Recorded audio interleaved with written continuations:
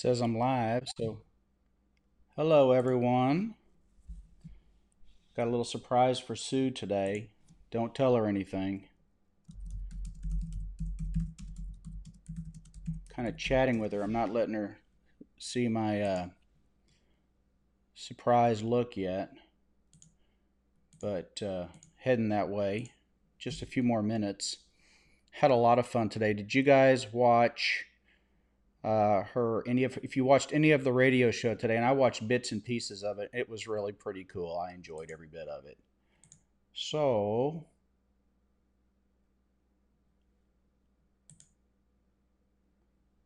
hope I'm on the right channel here. That would be embarrassing if I wasn't.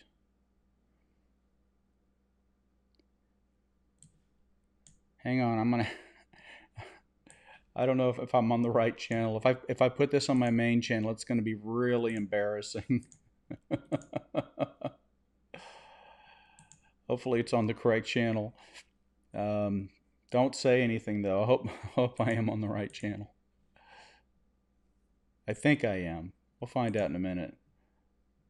I'll know momentarily. Okay, yes, it's the correct channel. Okay, so we're live. Perfect. Hope you guys are having fun. So you saw the radio show. So I thought she did fantastic, and when it comes to green or blue hair, if you can't beat them, join them, right? That's what I say. So this is my surprise for Sue. So don't tell her. Also, I gotta try. Thanks, Debs. I gotta try something I made here today too. So give me a second. I'm not sure what the best way to run this is. No, that's not it. I think I just do something like this. And now, ladies and gentlemen, live from the Barndo Studios in Tomball, Texas. Nope, that's not it. I thought she was fantastic. I saw the show. I saw bits and pieces of the show because I was seeing patients too. So I had to. I couldn't stay and make comments. So she doesn't know I'm live right now. But hi, Suzanne. I saw parts of the show and I've gone back and looked at some of it and I thought it was pretty cool. I thought she did a fantastic job. So more power to Sue today. But so what I made was this little intro right here, and I'm trying to figure out how to get the sound to work on it, and I can't seem to make the sound work. Switcher overlays. There's got to be a way to do this.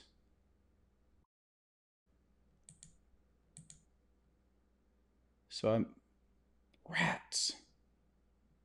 Well, I'm not sure how to do it, but I made this. So hang on a second. You guys can watch it. Let me click on. Let me click off here.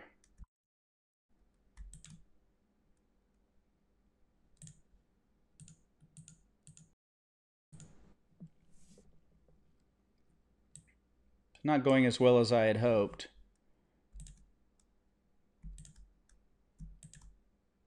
All right, you ready for this? Watch this. And now, ladies and gentlemen, live from the Barndo Studios in Tomball, Texas, international YouTube star and wellness coach, Sue Verhoeven. I thought it was pretty cool. I had a lot of fun making it. No, I'm not trying to look like Sue at all. What would make you all think that? Oh my goodness, no. No, that would be just wrong. I wouldn't do that. So, okay, so I wanted to share some things with you guys before we got started with our discussion about fasting. Yes, I'm fasting, and I hope you're fasting too. But is anybody here that saw Homer, the video of Homer with the cheek cyst? And if you did, cool. If you didn't, that's okay. But I had some comments from some people that said that, oh, you made this enormous incision. You didn't have to make the incision that large. And I just wanted you to see that there is Homer. Oh, I can make it smaller. Homer came in for his follow-up to get his sutures removed, and considering how large that was supposed to be, and I actually had people call me an idiot that I had made the incision so large. Apparently, there are some people out there that aren't aware that when you put a camera on a real small area that you can magnify it and make it look big. So I try to be polite, and I was, okay, and I also said things like, when you magnify, you can make, if you magnify something enough, you can show the camera, you can point the camera at a rock and it'll look like it's shaking, okay? But anyway, that's what Homer looked like right before we removed the sutures. Here's the after. And I thought that Homer looked fantastic. Uh-oh, I'm going to be in trouble. Darling Tallulah. Hello. Hey, how are you doing? Lovely, darling. No, I'm doing great. How are you doing? I'm really fine, thanks. Really well. That's great. That's great. Such an exciting evening. Yeah. How's I saw part of your radio show today. How did you like it? I thought you did fantastic. Thank you. The one thing I just wanted to suggest was that maybe your hair wasn't blue enough, like mine. Look at Jack. It's much bluer. Wink, don't you agree? Don't you think that's better? Yeah, I mean, I've done really, that too. Oh, that is just brilliant. I really wanted to fit in today, and now that you're a international YouTube star and wellness coach. By the way, I'm live right now, so they're hearing you laugh. They're not watching you laugh at me, but I made something for you, so you'll have to just see it here in a second. So whenever you're ready to go live, you just let me know. Broadcast. What are we going to call it today? Oh, hang on. I was showing some pictures of before and after of Mr. Homer and what he looked like after we've removed his stitches. And so you guys be the judge if you think. I think this is going to heal super well. I think you would not have believed the smile on his face, and he wanted to continue with his identity protection. So that's going to be Jeannie was back today, and so she kind of covered up his eyes for me. But I think that his wound looks fantastic, and probably in 6 weeks or so, it will probably not even be visible at all. So I might show these again later for more people when they show back up, but I wanted to share that with you. Oh, that's good. And want Sue to see too. So you doing okay tonight? You take your time. There's no hurry here at all. No hurry. Absolutely. I'm going live now. I am shift clicking you. The only way I can get more viewers is if I sneak ahead and try to get them over here.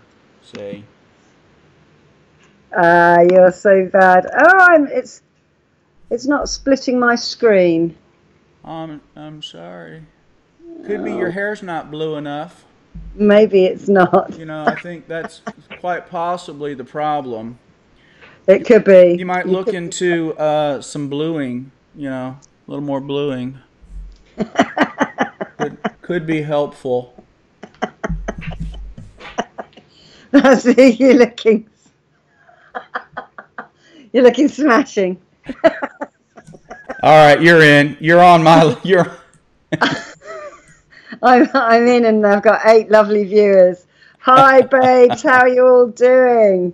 Yay! Hi, Chrissy, sweetheart. Hi, Debs. It's actually quite disturbing, Jack.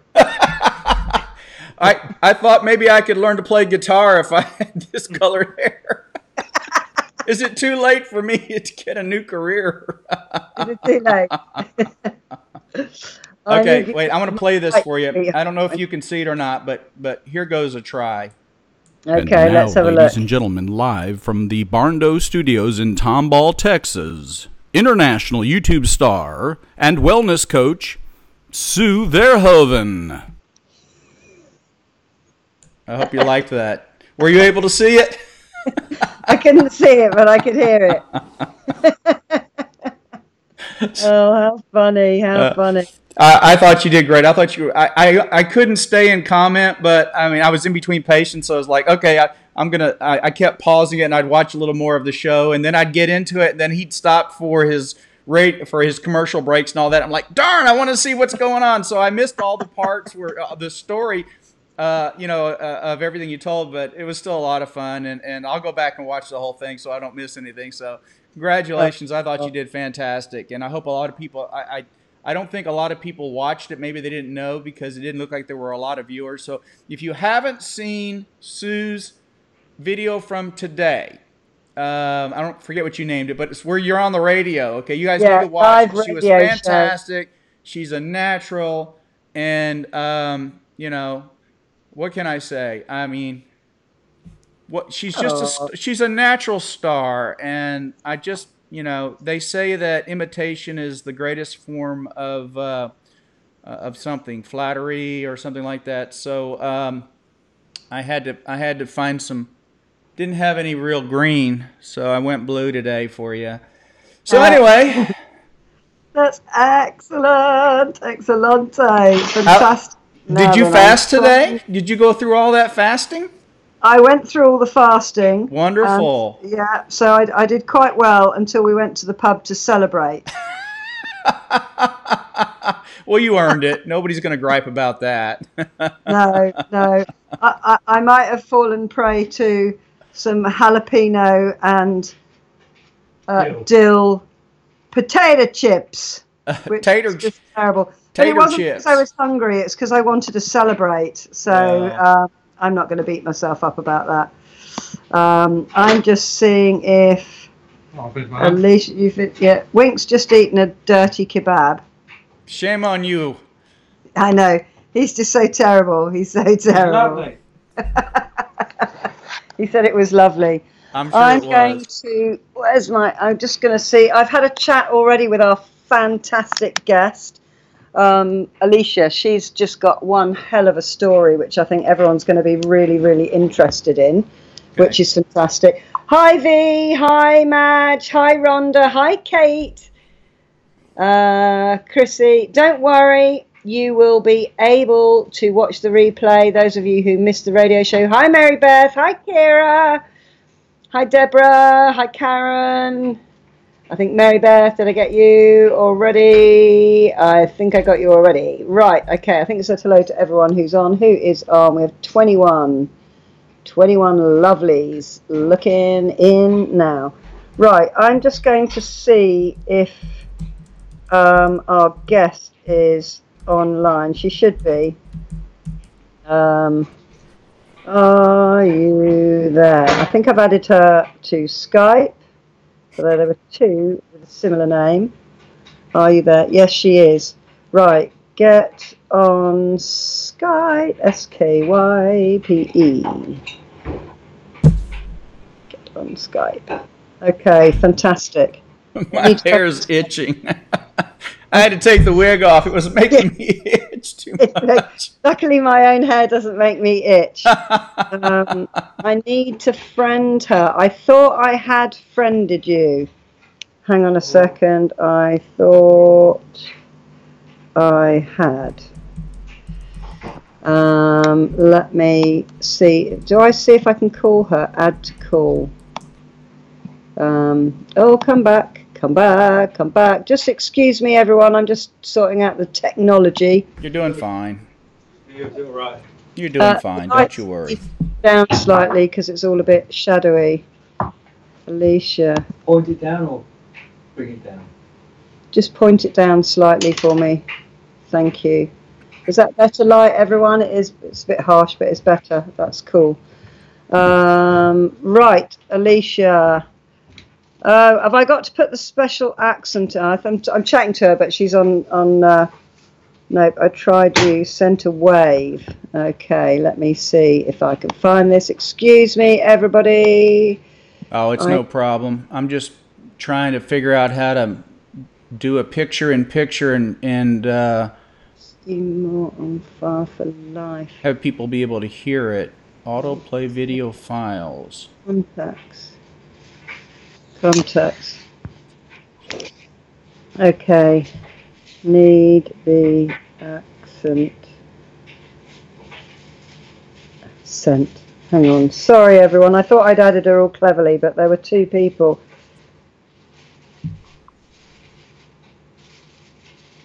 While you're doing that, I got a couple of questions I'll answer. Yeah, you crack ahead. Excuse me, my lovelies, while I sort out this. First of all, Mrs. Jeffries did a fantastic day on her first day back. So Gumby Jean was back, and I was glad to have her back. And the DW was glad to not have to be at work. She substituted today, volunteered as a nurse at the darling daughter Abigail's school, and she ended up seeing 49 children and had to send 5 home for being sick. And she texted me and said, I'm busier here than I was there. Help me. And I'm like, aha, you got it. Oh, Madge says she liked the double blue hair on the split screen. She could barely tell us apart. Well, thanks a bunch, Madge. Appreciate that. Vanessa, I think that naproxen is not enough for your vein issue. I think, didn't we chat about this before? I think you need to be on steroids until this clears up. And then afterward, I would recommend naproxen only if you need it, but you'd be better off going with natural anti-inflammatories that have a lot of omega-3s, like go with flaxseed or go with, flaxseed and then try turmeric. But yeah, if you need to use an anti-inflammatory, naproxen is a fine choice. Let me see if I see any other ones I missed on here. Lots of Hi Sue and Winks. And Wink was there with you in the studio, right? He was indeed. He was. Live, Alicia. Is that you? Yeah, Sherry, I borrowed Homer's wife's hair. That was Marge's purple hair. Oh, goodness. Okay. I'm going to show this one. I'm adding two people to today the call. Pharmaceutical reps brought a huge meal in for those of us fasting. It was no problem, though, to see these baked beans. It was no problem at all. And this coleslaw did not cause any issues whatsoever. Didn't want it, don't care for it. No big deal. This disgusting meat did nothing but repulse me. Did not want any of it. This, though, the potato salad I could have gotten into, though. But I didn't. I left it alone. And next we have the macaroni and cheese, which is not at all appetizing. So that was easy to pass up. Had someone but off this a next call, one, Jack? yeah, that was a little more difficult. A little more difficult to say no to the cake. Okay, done. What do we do? I'm trying to get. I'm going to get you to share my screen, I think, because I can't seem to. You having Skype trouble? Yeah, I've added a load of people to the call who aren't the right. I see a lovely lady with darker hair than yours. Oh, hang on. Yes. Right. Okay. Let me add you in. I'm gonna put her in the middle. Okay. CMP. Or try to. That didn't work. Oh, you look beautiful. She is beautiful. Hello. Now I'm in the middle. I don't want to be in my sound. Can you hear me okay? Yeah. I hear you great. Okay, great. Because I didn't know if you needed a headset or not. No, we can see you. You look amazing. This is the fabulous Alicia, who I have been banging on about since last week. I'm so delighted to invite you. And this is the wonderful, I'm whizzing the curse around your face, Jack. This is the lovely Dr. John Gilmore here, but of course nobody can see that except me. Alicia, do you know who you're talking with over here? Just in case you haven't heard it yet. And now, ladies and gentlemen, live yes, you're from Dr. the John Bondo Gilmore, Studios and in this Tomball, is the fabulous Texas, Sue. international And YouTube star you're in El and Paso, wellness Texas, coach I believe. Sue Verhoeven. Okay, that was my little joke. I'm near Houston. Tomball, which is now internationally known after the radio program. People all over the world are looking up Tomball. Never heard of it. Now, where are you, Alicia? You're on the West Coast? I'm on the West Coast. I'm in Little River, California, which is in Mendocino County. So I'm about 2 hours north of Santa Rosa, close to Eureka, Humboldt County. So I'm way north on the west, on the ocean. Closer to Oregon. Yes, but Okay. yes, 5 hours from Oregon. Yeah. Okay, so you were nowhere near all the fires and all that? We did get some smoke here, and but no fire actually here. In Ukiah was the next closest town. Well, good for you. Good for you. Thank Well, you. you're welcome. And so Sue kind of gave you a little update on who we are and what we are doing or trying to do here. Yes, very exciting. Okay. We met this summer at the fabulous Fruit Fest that I went to, which is the first fruitarian festival I ever went to, and the first raw vegan festival, the first anything with meditation and yoga and healthy eating and anything that I ever went to. And Alicia was our fantastic chef and prepared all the food for, I think it was 250 of us, wasn't there? Yes, about. Are you kidding? Are you available this weekend? Absolutely. Sue and I met a similar festival. We met at the first National Tomball Cyst Fest, where she came in and provided a large cyst for the community to rally around. They're still cleaning up the streets from all the glitter and the all of that. It's left us. We'll never be the same. So yeah, similar story. Yeah. I followed. Well, we met at the festival, and then I've been following a little bit about her journey and this cyst and how sick she got, and that she found you, and that, or you found her technically. We were matched up. There were. It's a long story. Watch. But I was honored and privileged to be able to help her in her recovery and get her to where she needed. Basically, all I did was I made a few phone calls, and then I had to supply Wink with $3,000 worth of Cuban cigars for the rest of the week. I mean, the guy can smoke cigars like you can't believe. It's unbelievable. These ex-rock and rollers, though, their ability to smoke cigars never ceases to amaze. Wow. Well, so was this the biggest cyst you've ever done? Oh, no. I didn't do this cyst. The reason I didn't do this cyst was because of the fact that it was severely infected with a resistant bacteria, and the infection had spread to the deep tissue beneath the skin. And when I first saw her cyst, the first glance at it, I knew this was not going to be an office procedure. In any country, this needed to be done in the operating room. And I think that's the thing that motivated me, was I felt like she really needed to get the appropriate care. Not that care is not available in the UK, because it certainly is, but for whatever reason, she kept getting pushed to the bottom of the list. And I think there was a failure from somewhere for people to realize that she was a lot sicker than they had imagined, and she needed to be in the operating room, which is what we did. So I picked up the phone, made a few calls, called her up, and said, "What are you doing still there? It's all set up. Get over here." And so they broke out the credit card, and a day and a half later, with hour and all of that, the time change, we got her here. And before she was even still rubbing the sleep out of her eyes from the jet lag, she was in the operating room. And then after that, it was all recovery and lots of stories and a good time. So nice. Well, and it's a great connection, because now you've fostered this relationship where you're spreading this plant-based message worldwide and helping thousands of people. So probably more like hundreds right now. We're aiming for 1,000. Exponential, it's the ripple effect, because then it's everybody they're talking to about it, and everybody they're talking to about it. Yeah. So did she tell you that she became a vegan in January, and whole food plant-based, and she wanted to heal herself of a lot of issues, and Sue has a marvelous story.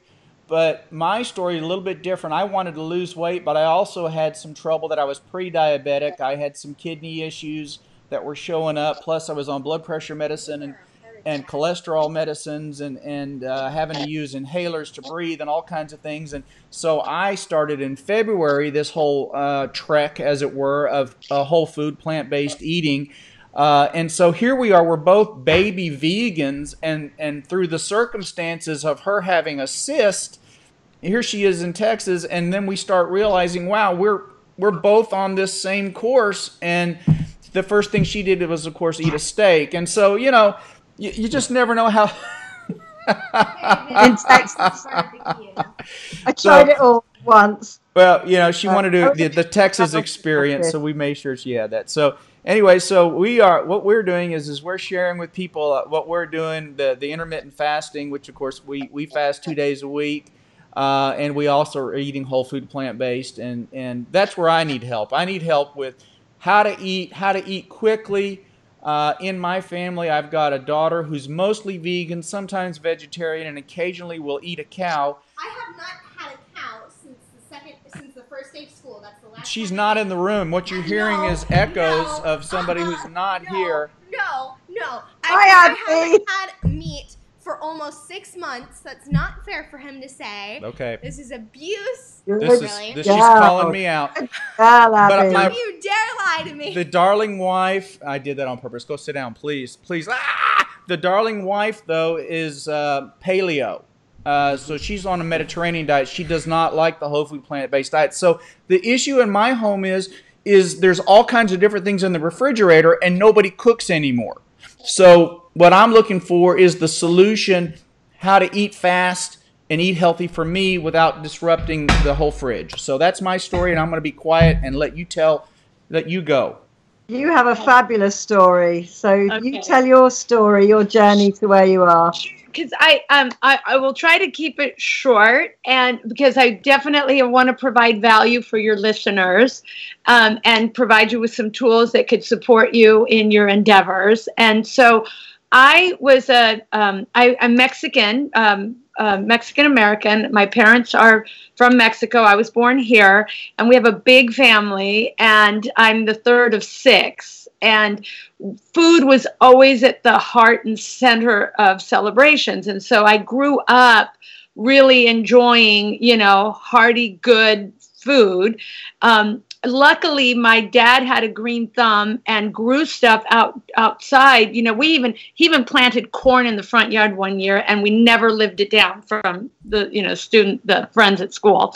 But in any case, I think I'm telling you this because there was some seeds planted early on that, if you had a tummy ache, go outside and pick some mint and I'll make you some tea. If you needed, something, you're making a soup, go get the oregano or go get some chilies off the plant, or, so there was a little bit of that, fresh ingredients grown, potatoes and lemons and limes. We had sugar cane in the backyard. He wouldn't buy us candy. He'd pull off a piece of sugar cane, peel it off, and hand it to us to chew on. So, that was early little seeds planted for me, right?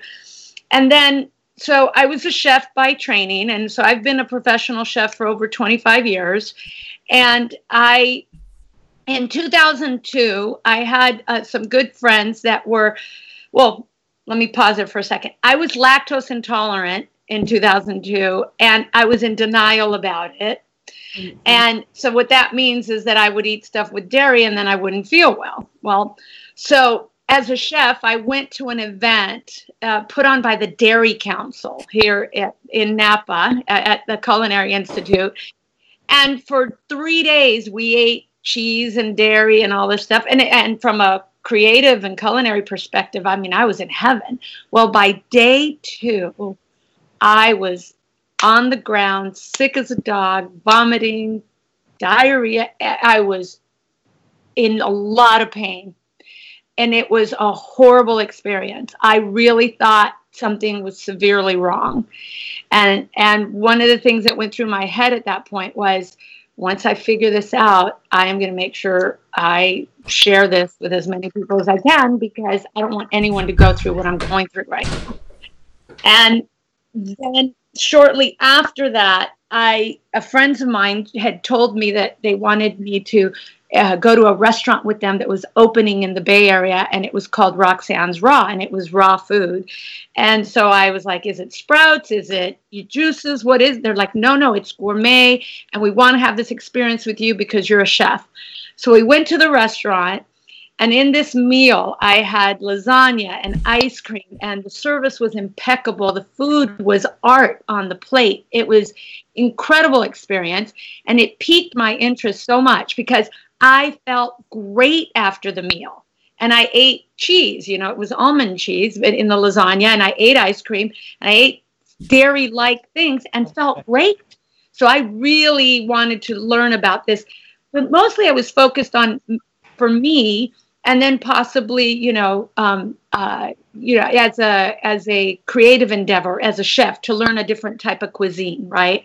So I got online and I found a school that was teaching this raw food preparation in a workshop setting at a place called Harbin Hot Springs. So I went there for a 2-week culinary immersion program. I was a staunch carnivore. I had a meat-centered meal before I went because, of course, that really old question, where am I going to get my protein from, right, while I was there?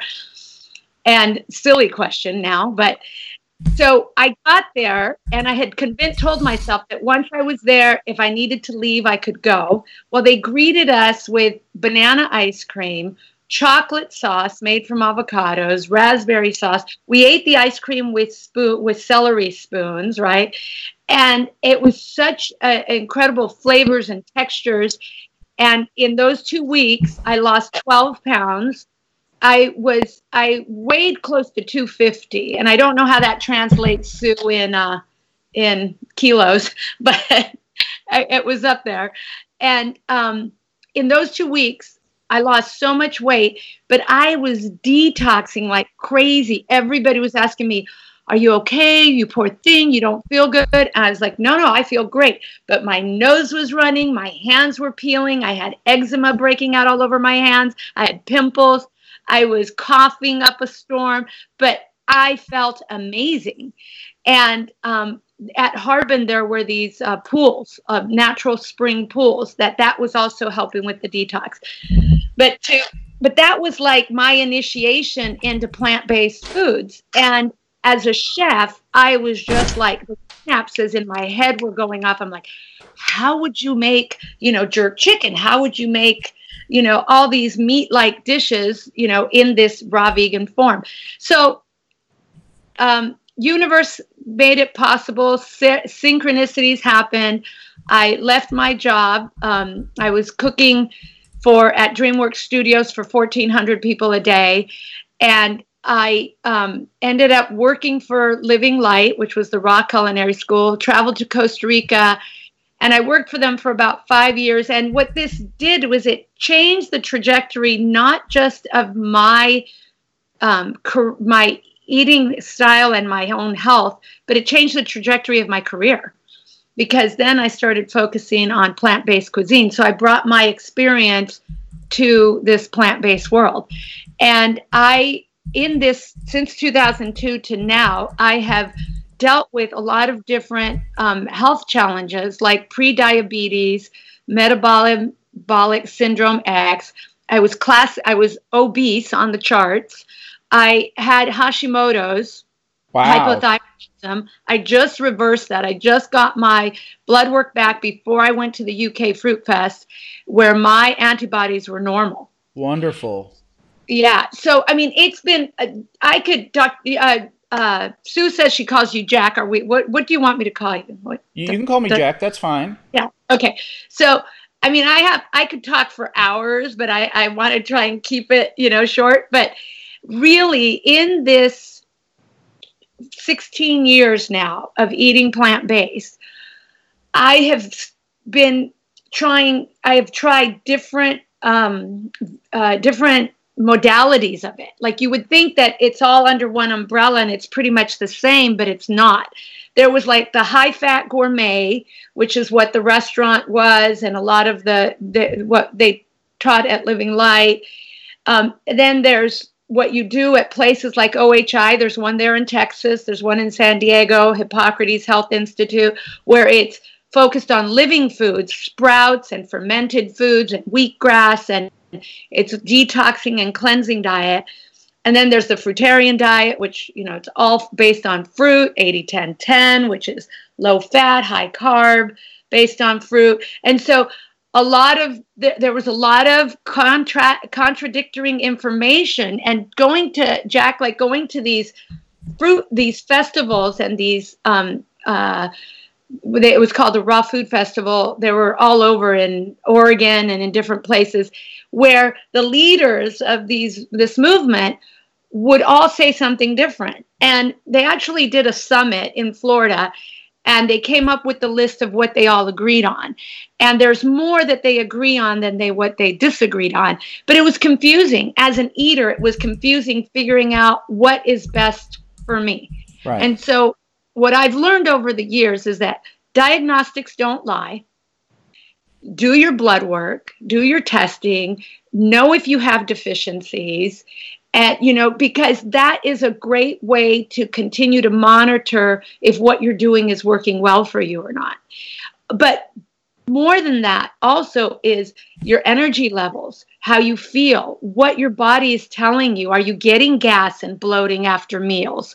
Are you having indigestion? Are you satisfied after a meal? Are you left hungry?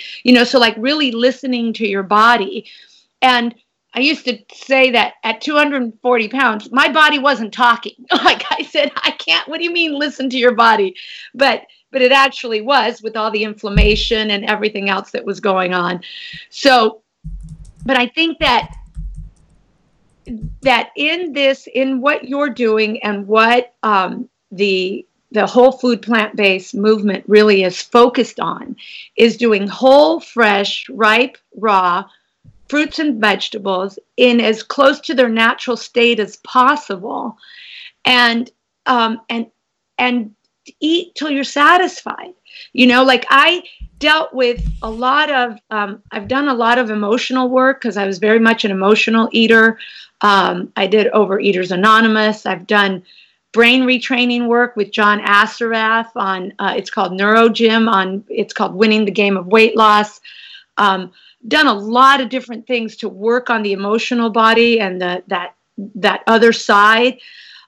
Because as a chef, I feed people, and that's what I do. And I love it. It's my passion to teach, inspire, and empower people to thrive within this plant-based diet. But more importantly, I think the food's really important, and it's a part of it, but it's our mindset, our consciousness, what we bring to it on a daily basis, and really being mindful of what we're putting into our bodies. A lot of times, especially when you're in that emotional eating cycle, I have found... Guilty. Yeah, we all have it. We all have a degree of it, like there's some great techniques to use when you're in it, because once you've started down that rabbit hole, like, for me at one time it was corn chips. I couldn't just open up a bag of baked, clean, or cooked in coconut oil or whatever it is. It's not just one. What's that expression? Like one is not enough, or one is too many, and it's something not enough. You open that bag, you open that Pandora's box, and it's difficult to shut it. And so I think the biggest thing, Sue and I were talking about this a little bit earlier, is that how important it is to really check in and ask yourself, what am I needing right now? Right? Like you can still choose to eat that chip or whatever that might be, but we eat emotionally to satisfy something that we believe that food is going to give us. Comfort, friendship, feeling good, whatever that might be. So if in the moment when because we know we're going to eat that bread or whatever that is long before it's sitting in front of us. I think we make a mental decision at some point that it's okay, that is a food that is, even though it's something you're trying not to eat, that you've rationalized it for yourself, that it's okay. And so in that moment, like to really check in what you're needing emotionally and tend to the emotion. Like there's this breathing practice that I do where you put the tongue on the roof of your mouth, you close your eyes and you breathe into the count of 4. And everybody could do it if they want right now. Breathe in 1, 2, 3, 4, pause for 2 seconds, and then breathe out for 4 seconds. And if you do that a couple times, and then you check in this moment, I feel, and you name the emotion. And then it's a way to connect with the emotion and acknowledge it. It's like, okay, so I feel lonely. And it's okay. It's a perfectly normal human emotion. You give yourself permission to have that emotion. And once you feel the emotion drop an octave, right, with the breathing, it's not who I am. Who I am is, and you take on a love-based emotion, peace, joy, but it's got to be believable to you, right? So like in this moment, who I am is peace. And once you're embodying that state of peace and you've shifted the emotion, my teacher says it takes 90 seconds, that an emotion has a 90-second shelf life if you do not feed it any thought. So if you just allow yourself to feel it, notice my throat's tight, my tummy aches, or whatever body sensations you're having. But then if you tend to the emotion first, and then in that love-based state, so what am I really needing right now? What would serve me best? Right? And you check in, you may make a different choice, but you're making it consciously, not as a reaction because you think that chip or that ice cream or that steak is going to give you something. That food's not going to give you anything, any of those things. It's a false belief that it's going to give you that. And so when we're able to really tend to our emotional state, then the choices that we're making for ourselves tend to be more in line with our goals and our visions that we have for our health and vitality in our life. And I'm going to say a little something about that, and then I'm going to pause because I'd love for you guys to share what your thoughts are about this or ask questions. Is that vision is key. Vision, I find, is our true north. And I don't mean goals and benchmarks and statistics and numbers. I mean like the vision that we have for our life, like to experience health and vitality, you know, to be in the experience of joy and connection with everyone I meet. Like it's bigger than, it's not a to-do list, right? So whatever your vision, if you can determine what that is for you. So my vision is to teach, inspire, and empower people to thrive within a plant-based diet. Like that's around my work and around my life's work. So it's kind of if I can interrupt, because you said that you wanted to hear from us. So for you, this is a spiritual thing. This part of the work has been spiritual for me, and it's one of the key things that has turned around my emotional eating. Okay. Yeah. So it helped you get in touch with your feelings and emotions and your inner spirit, your inner being, through these techniques. And what you were describing earlier with the breathing reminded me almost of a meditation technique. Yes, it is a meditation technique, Jack, and it can work for anything from the standpoint that when we are in a triggered state and we're reactive, we're like the squirrel. We're like putting food in our mouths as fast. You notice you eat fast sometimes when you emotionally eat? Very fast. Very fast, right? So we're putting all this food in our mouth really quick. So it's like just slowing it down and checking in. Now, I'm not saying that I've never made the choice still to have whatever that food item is, because it doesn't even matter what it is, right? It's like, but you're choosing it from a conscious state and from a different emotional place than in a reactionary place. So we call that eating with a purpose. You do. Okay. Does that resonate with you? Yeah, but it's a false belief. You believe that the purpose of that food in that moment is to assuage your guilt or to calm you just had a fight with your mother, and you go to the fridge and you're not tending to that emotion, and you're thinking the food is going to fix it. No, I'm talking about when we're eating correctly. We're talking about in that situation, what I'm referring to is on our regular eating, what we're trying to do or what we're trying to learn to do is have a purpose when we eat, not just to eat as a reaction or eat out of habit. I'm an overeater. I'm an admitted overeater. I have a food addiction.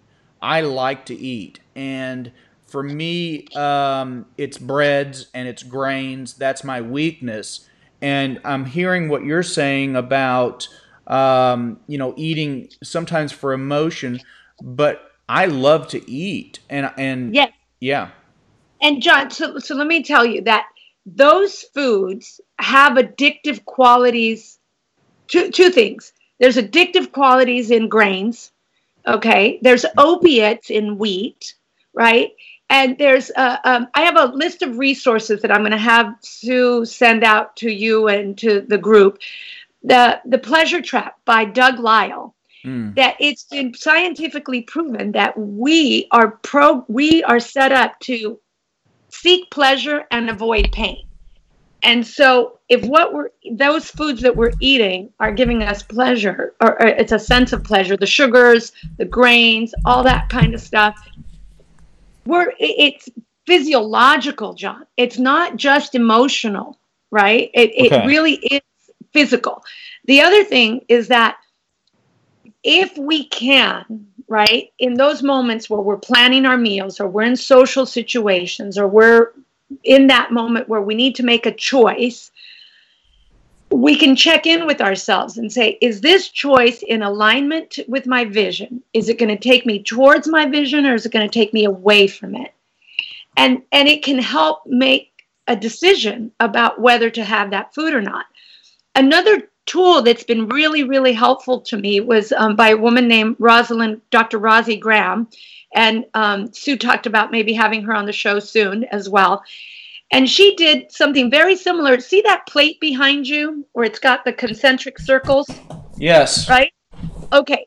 So, and everybody can do this for themselves, and it's very different for everybody. In the middle ring, you put in what your mainstay foods are, what your everyday, the foods that are going to help you thrive and feel good, and they're part of your everyday, right? So for me, that's fruits, that's vegetables, that's herbs and teas and nuts and seeds and etc. And then in the next circle, it's your occasionally foods. Occasionally, I'm going to have grandma's apple pie once a year when I go see her at Christmas. Or occasionally, I'm going to have a glass of wine. Like whatever that is for you. That's not it for me. Occasionally, in my occasional is kombucha. I will occasionally have a kombucha. It's not every day. Then in the outer circle is my never evers.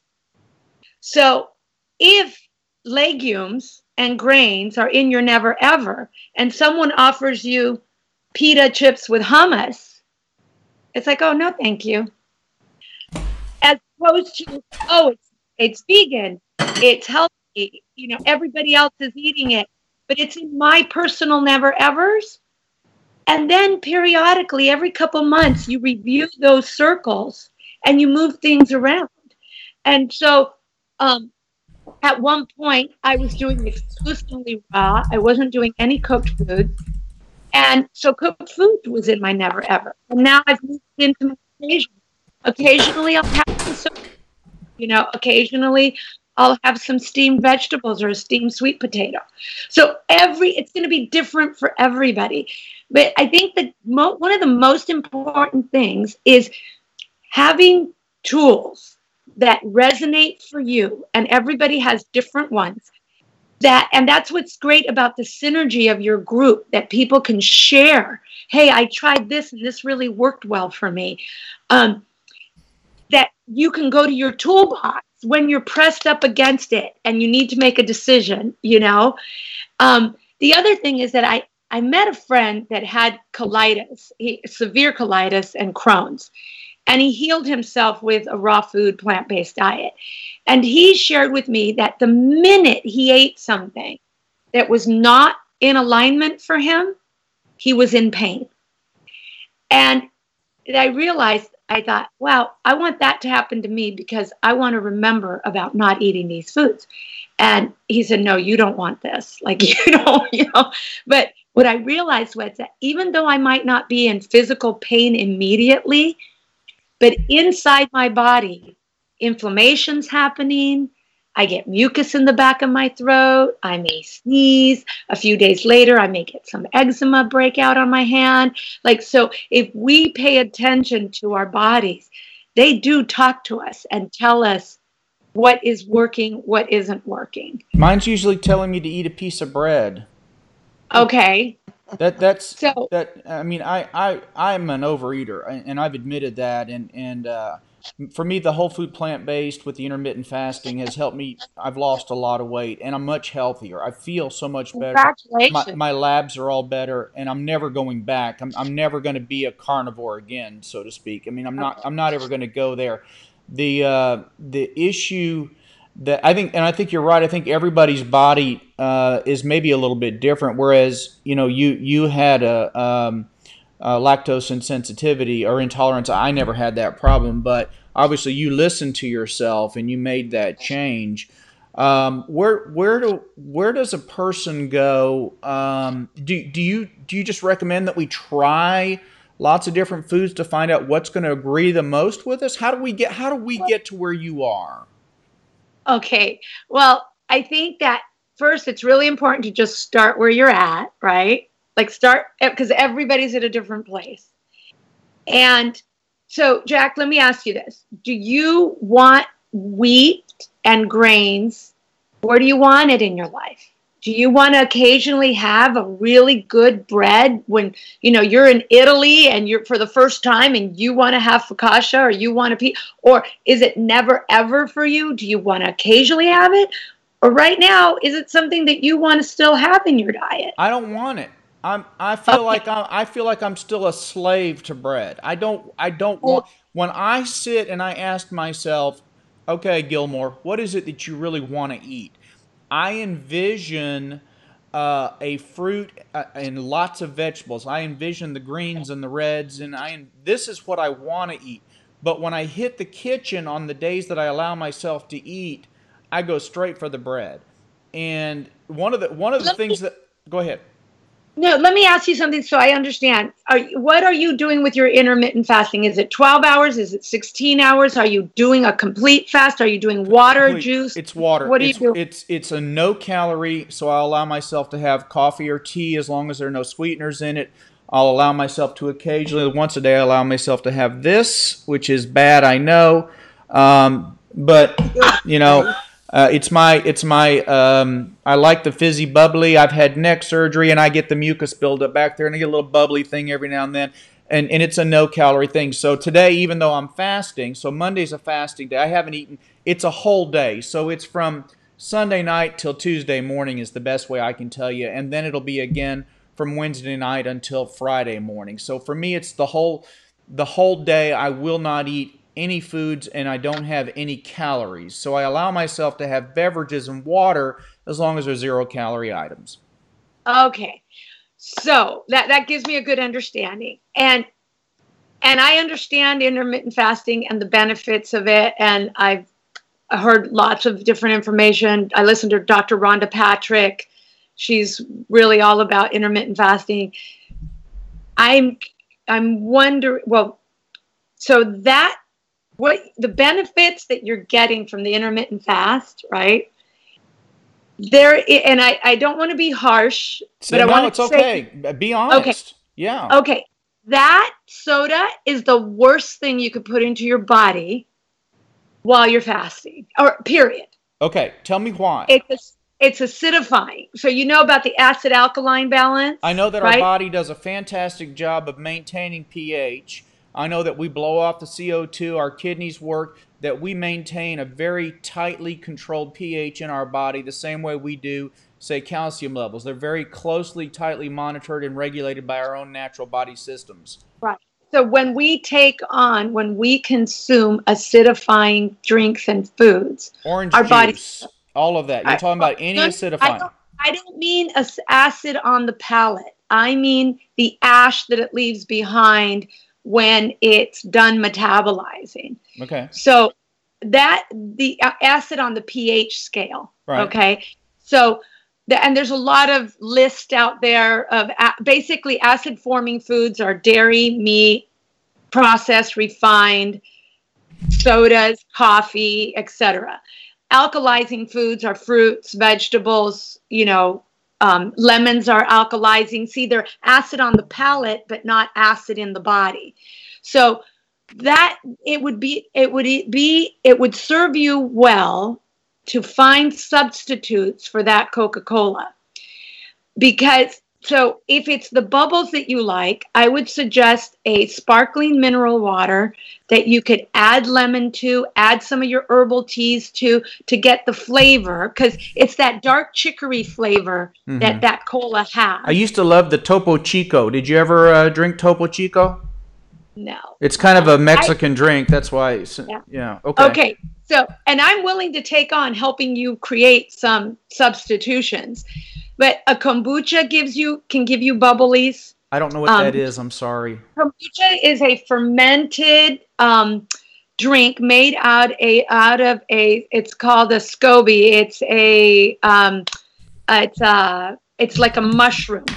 Okay. So number one on my list is going to be find a healthier beverage. Yes.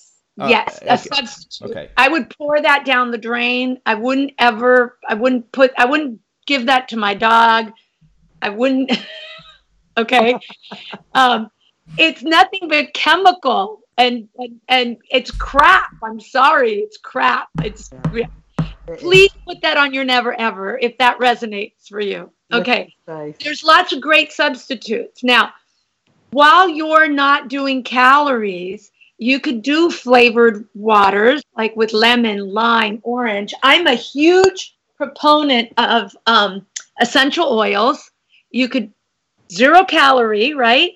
These are high quality, therapeutic grade. If you want to know more about it, we can talk about it offline. But you put a couple drops of this into your fizzy water and you've got a flavored water. And pour it on ice because you probably like it really cold because it feels good you said you had throat stuff. Yeah, just because I've had a couple of neck surgeries, I've got plates and screws. And what I find is sometimes I don't handle secretions as well. And for me, something bubbly just helps kind of clear everything out. Okay. So what do you break your fast with? Usually a banana, and usually that's the easiest meal all week is that fast breaking meal that I have the day following the fast, because I can eat a banana, or I can have an avocado. The DW will slice an avocado for me, and wow, and then it doesn't. I don't get in trouble until lunch. That's when I get in trouble. Let me address this a little bit. I've done lots of fasting. I've done water fasting for 11 days, 2 different times. So I lived in Austin for 8 years. And there's a doctor in Austin that does water fasting, that has a clinic that does water fasting as well. But when you break a fast, one of the best things, because your digestion has shut down, right? And your body's doing all these processes to clean out, to clean house.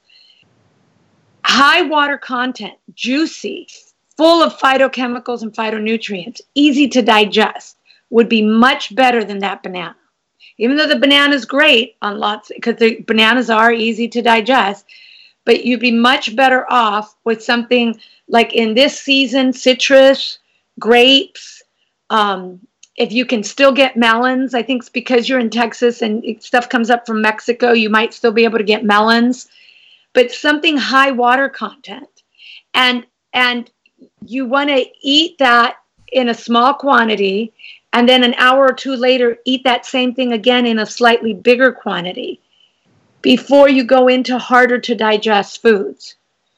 Okay, so I don't suffer any ill effects from what I'm doing. I mean, I don't I don't ever feel sick, and I rarely feel hungry on my fasting days. These are the two easiest days of the week for me. Fasting is a piece of cake. I mean, it is, and it's the other days. So what you're saying is if I'll start doing a better job earlier in the day after the fast, then I'll be less likely to hit those carbs. Right. Am I hearing you? You're hearing me absolutely correctly. Okay. You eat that fruit until you're satisfied, right? And you need to eat slow, especially after you've fasted, to allow those satiation mechanisms in your stomach to kick in, right? So then just notice, making sure, and this is all about incorporating the mindful eating, where you take a bite, you put the fork down, you chew it, you notice the flavors, the textures, you swallow, you take your next bite, and you have an experience with that food. And so that you can notice, okay, I'm starting to get full, right? I'm starting to feel that. And then you can notice hunger easier. Then when it comes to that, let's call it that third meal, because these are going to be like little mini meals. And you're saying you're looking to hit the carbs. This is where you can make something heartier for yourself. And I'm saying still carbs, but in the form of fruit. Right, where you can right. And I distinguish carbs from starches. I make a great distinction there. Okay. So that's where you could have banana ice cream, banana smoothie, banana pudding, banana cinnamon rolls, like if you want something hearty that's going to really satisfy, you can make like a Datorade where you blend dates with water. And because you're getting the minerals, you're getting the fiber, you're getting the glucose, which fuels your brain. And so you're going to get something that's really going to satisfy. And so the way this works with the high fruit, high carb, low fat lifestyle is that you eat, the fruit is the majority of your calories. And then once you're done with sweet and you're starting to crave savory, or I'm sorry to back up here, but you can also include greens with your fruit, chopped up cucumbers, celery, romaine, spinach. I will often, have a stack of bananas, a couple of dates, and a head of romaine. And that's lunch. Okay, that's my... What percentage of, so what we've been operating on is kind of an 80-10-10 thing, right? And you've heard that before, I'm sure. Yeah.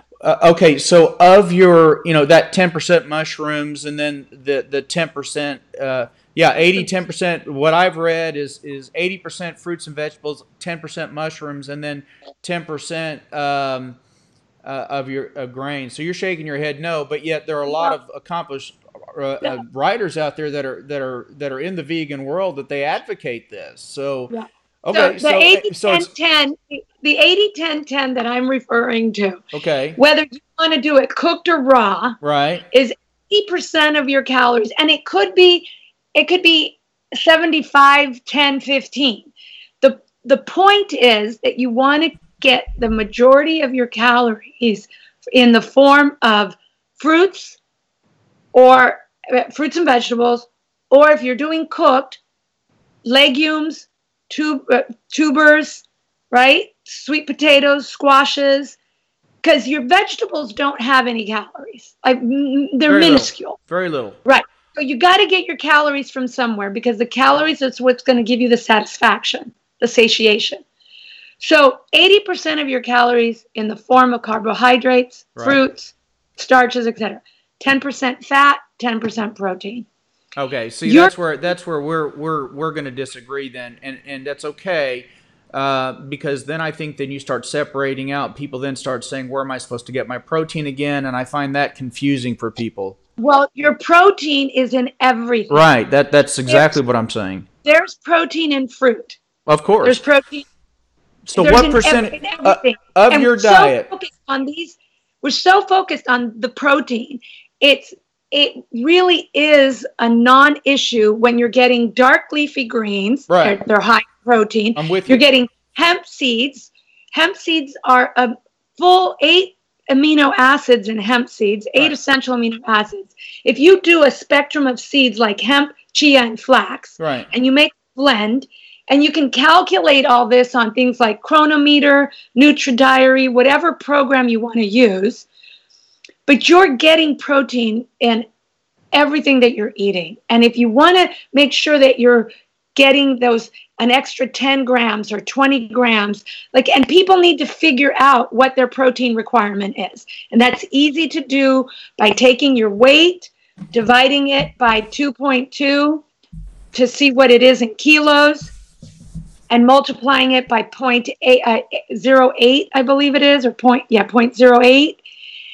And that'll give you grams of protein that you need for you based on your I think it's 0.8.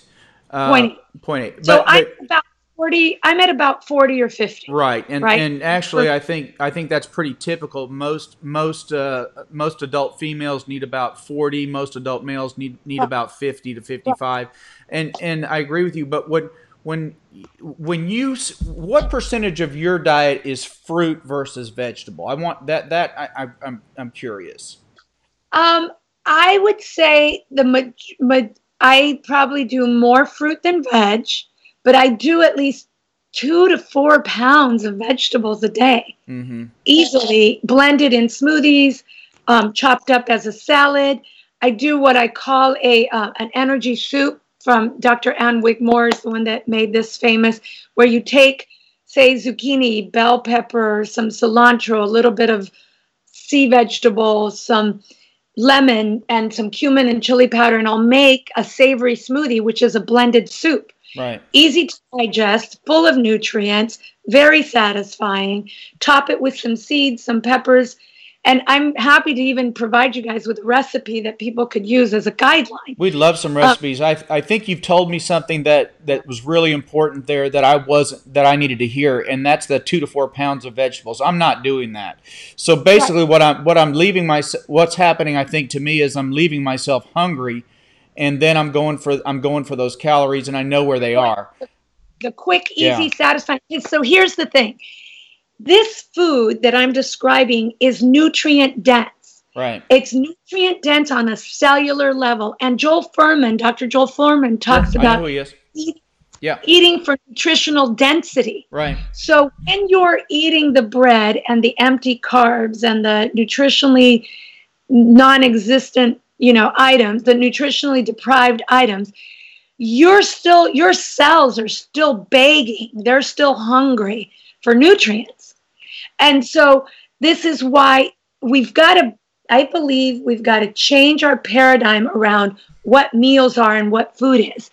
Breakfast can be savory. You could have steamed greens, some steamed lentils, and I'm focusing on a little bit of cooked for people that do more cooked than raw. Right. But I find that morning meal, because we've fasted all night, right? Sure. Our body processes have been working, the liver, the kidneys, everything. A high water content, nutrient dense meal, I think is going to be better. But some people need something that more sticks to the ribs, they say, like people that do oatmeal and things like that. But if we change our paradigm around what a meal is, we're used to seeing that steak, that potato, that vegetable, completely get rid of that picture and consider, fruit, vegetable, legumes, tubers, that what is the center of your plate.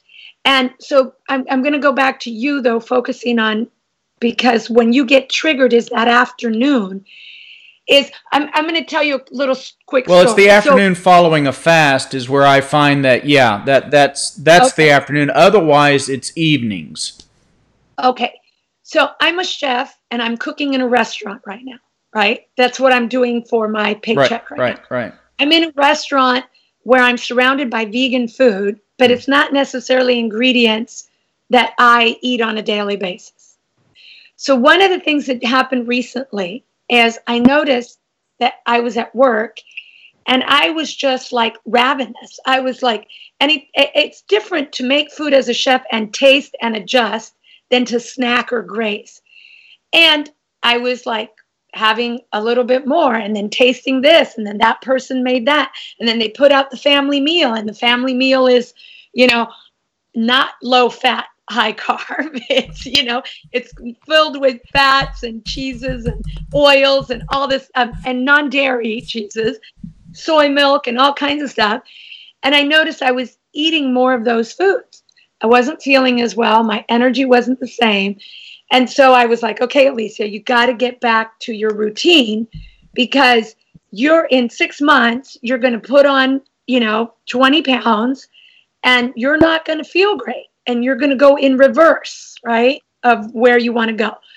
So what I started doing is making a really hearty smoothie before I go into work. And I start at 1, 2 o'clock in the afternoons. So I'm starting my work day, right? Well, I'm also cooking in the mornings at a Montessori school for 25 kids. I'm making taste foods for them. But I don't get as hungry in the morning. So I don't eat until I'm actually hungry around noon. So by making that smoothie, Jack, I was going into work satisfied. I noticed, it's like, wow, they're putting out the same things. It's the same timing, the desserts, everything. And I don't want it. And I realized that I wasn't wanting it because I was satisfying myself, not only on a level where I recognize the fullness in my stomach, but myself and the glucose for my brain, So it was a very different experience. So we've got to come up with meals for you that could be that can fulfill that purpose. Maybe it's a sweet potato with some quinoa and some steamed greens, where you are still doing some of those grains, but they're ancient grains. They're sprouted and cooked in healthful manners. Sure. They're filled with oils and all kinds of processed foods, where you're getting that. And everybody's different. Like people that like textures, I wouldn't recommend doing a smoothie. I would do like maybe a really hearty salad that you top with some of those things, where you're getting a lot of crunch and interesting flavors and textures. There's people, Jack, that can do, I call it a dog food diet, where they could eat the same thing every day for weeks at a time, and they don't need variation. But if you need variety and texture and different things, so we figure out what your needs are individually, and we can come up with what those go-to meals are. Because I think it's essential.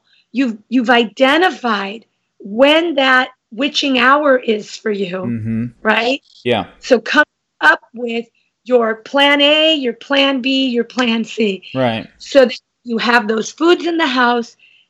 This way of eating does take some planning. Yeah. And we're in this millennial age of instant gratification. We just need to give it a little bit of planning so we can have that instant gratification, so that our refrigerator. I think the instant gratification started long before this millennium. I think that's been going on for a long time.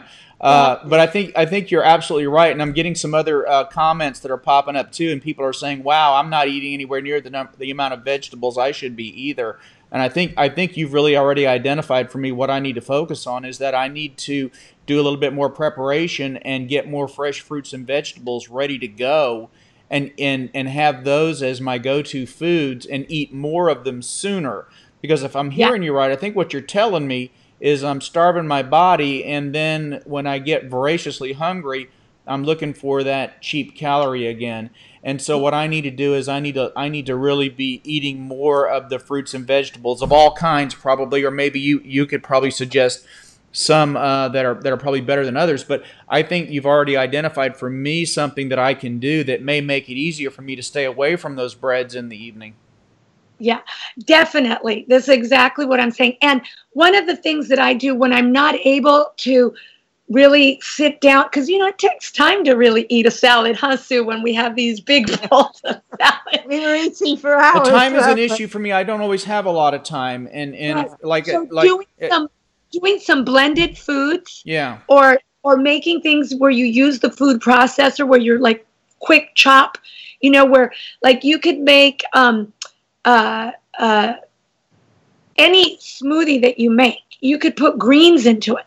And you don't necessarily taste them because the fruit covers up the flavor, especially berries, right? But one thing that I do when I know I'm not necessarily going to get a lot of greens, I will juice. Like I know it doesn't have the fiber, which is okay for me because I'm getting the fiber in my fruits and vegetables, right?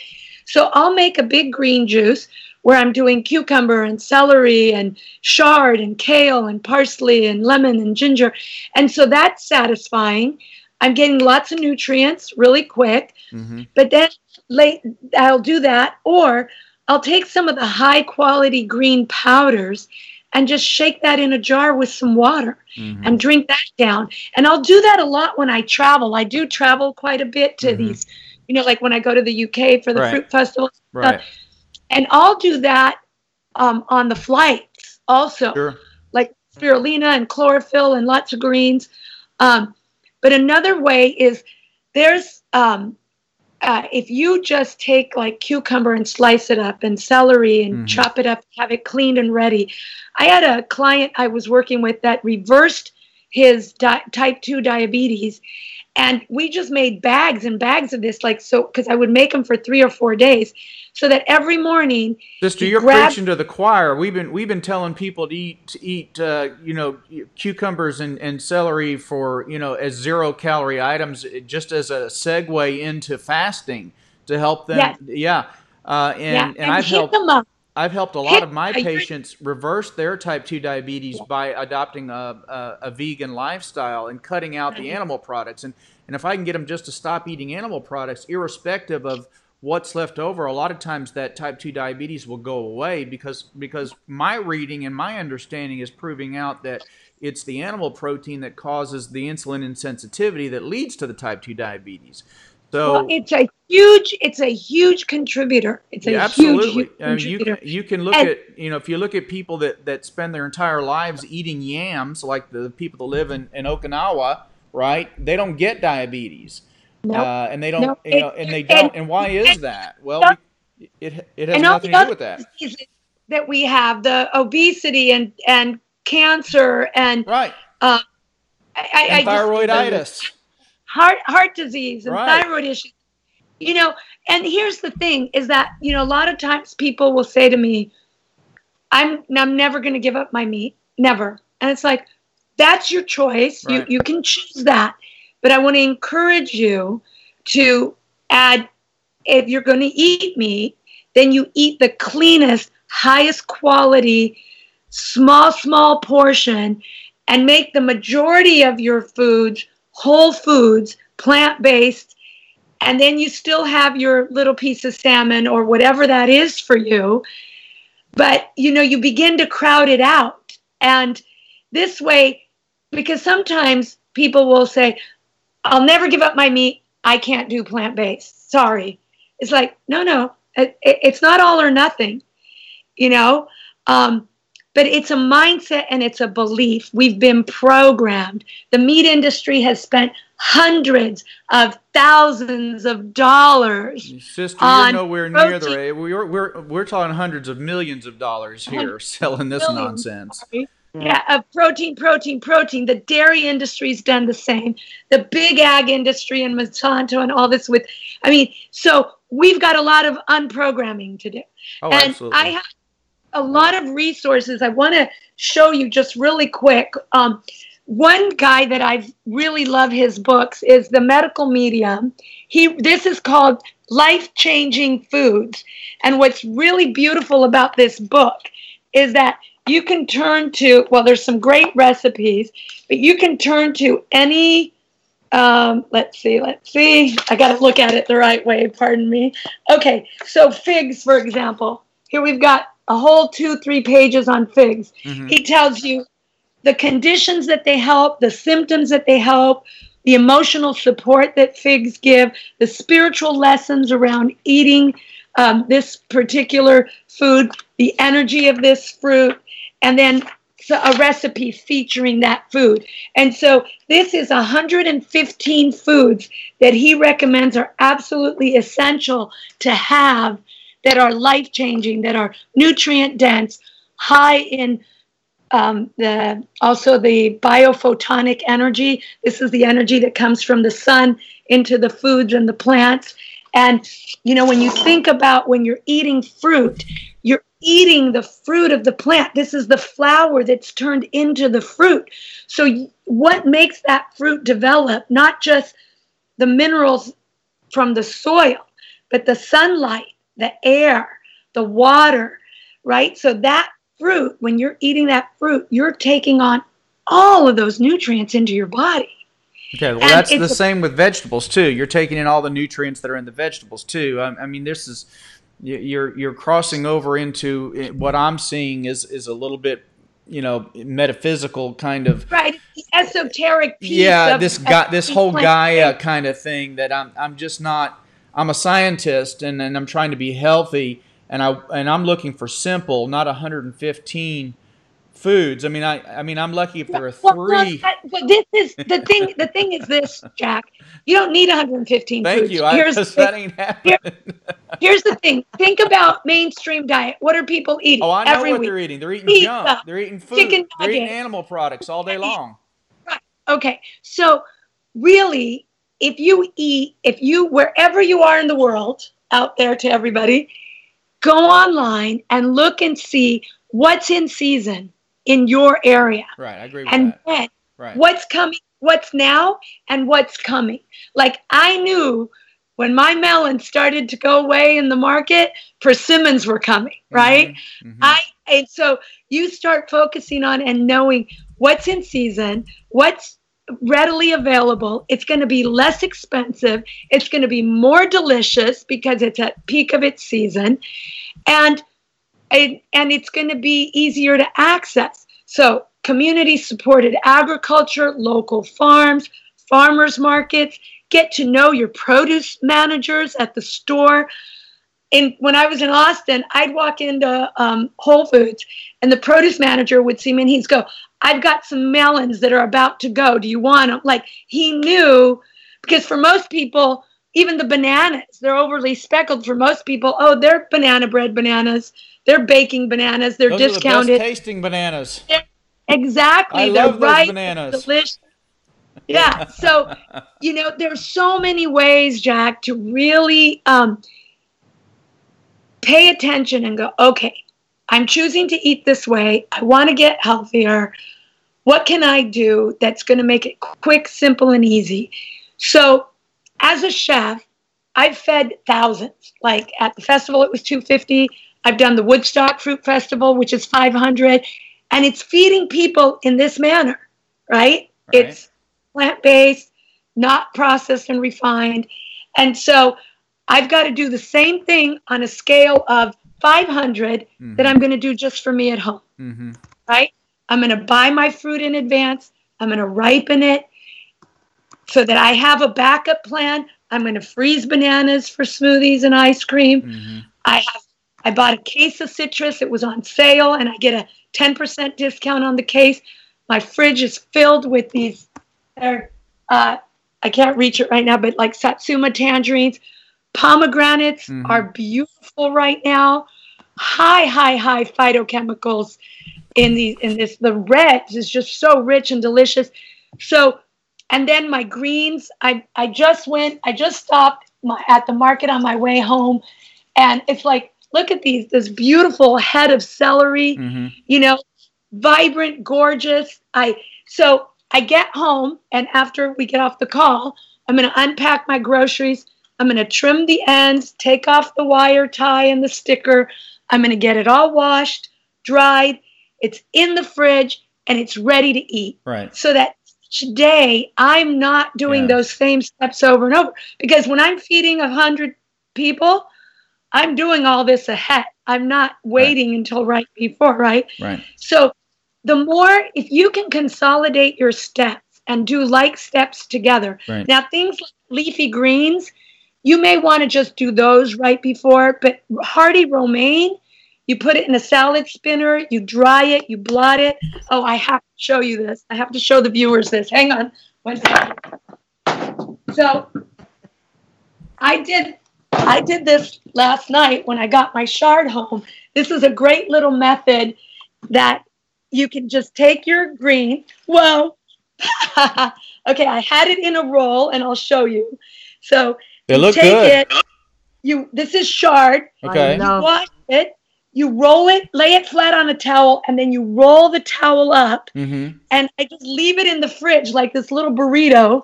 So then I just open it up. I take out my leaf. It's already washed and dried, ready to go. And it's going to last for 3 or 4 days in the fridge like this. Mm-hmm. So the more things like that you could do for yourself. Mm-hmm. So you may spend an hour or two in the kitchen after you get home from shopping. I find that's the best time to do it. Pull off all the pesky little stickers. Wash everything that you can wash that is not going to deteriorate by being washed, like strawberries. I wouldn't wash strawberries. Get everything prepped in the fridge so that you're ready to go. Because since you're a doctor, what I tell people is this: if a surgeon is going to operate on you, he's got his tray. His tray's ready. It's got everything on it. He's not going to cut you open and go, oh, where's my this and where's my that, and run around. He's going to have everything there. So the more you can prepare yourself to have what you need. And if you're doing cook, it could be things like batch cooking, like sprouting some lentils, some quinoa, making a big batch of soup that you divide into jars and have it in the fridge so that when you warm up the soup the first night, maybe you pour it over some quinoa. The second night, you chop up some spinach and add some cilantro to it and some hot pepper. The fourth night, you add basil and sun-dried tomatoes and a little oregano. So you create variety by making a base of something. And you can do that with anything, with salad dressings, with sauces, with soups, etc. But the point is that it takes a little bit of planning so that you more or less know what you're programming in each day, and some follow-up work. You do that initial kitchen prep when you get home from shopping. Midweek, you may do it again, and then you have things ready to go. Having glass containers with the snap-on lids that you can have in the fridge ready, because I don't like to use plastic. Plastic it has BPAs and leach toxic chemicals into your food. So I like to use glass or the mason jars. And it's so beautiful when you open up your fridge and it's all there and ready, and you feel so empowered. You walk into your kitchen, you pull out what you're going to make or take with you, and you're taking care of yourself. And it's really important to go, good job.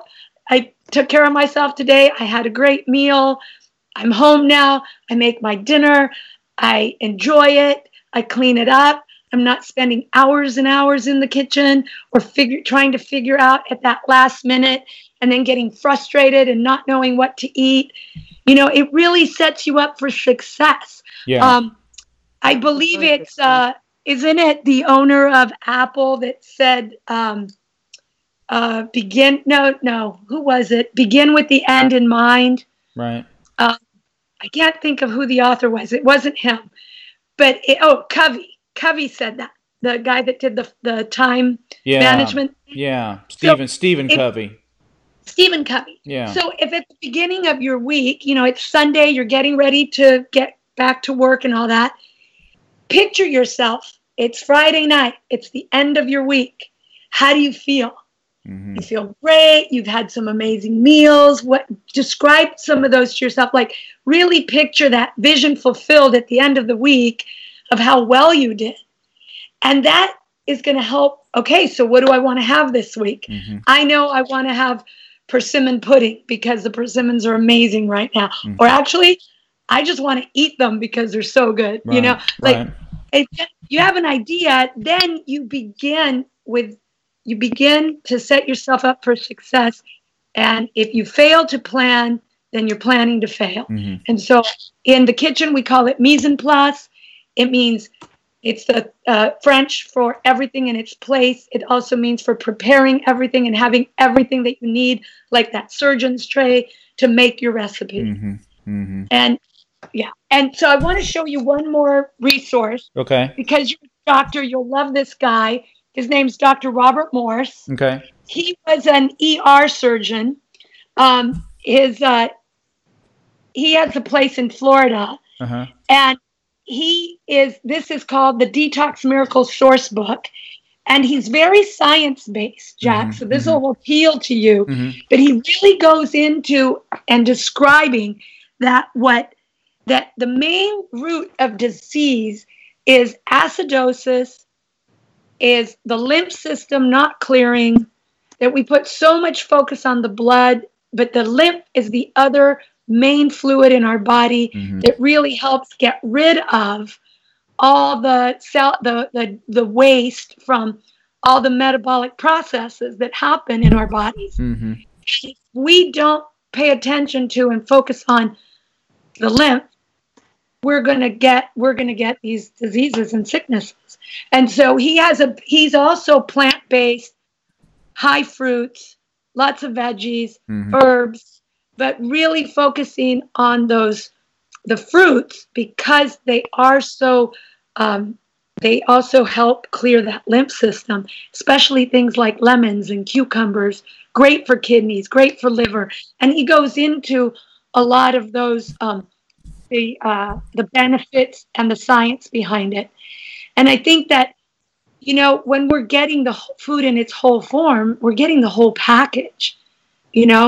As a culture, we've created all these supplements where we're extracting, and we think if we take our vitamins and our pills and our potions and powders and all this stuff, we're getting what we need. But when we get it in this form, it's way different than getting it, in a pill.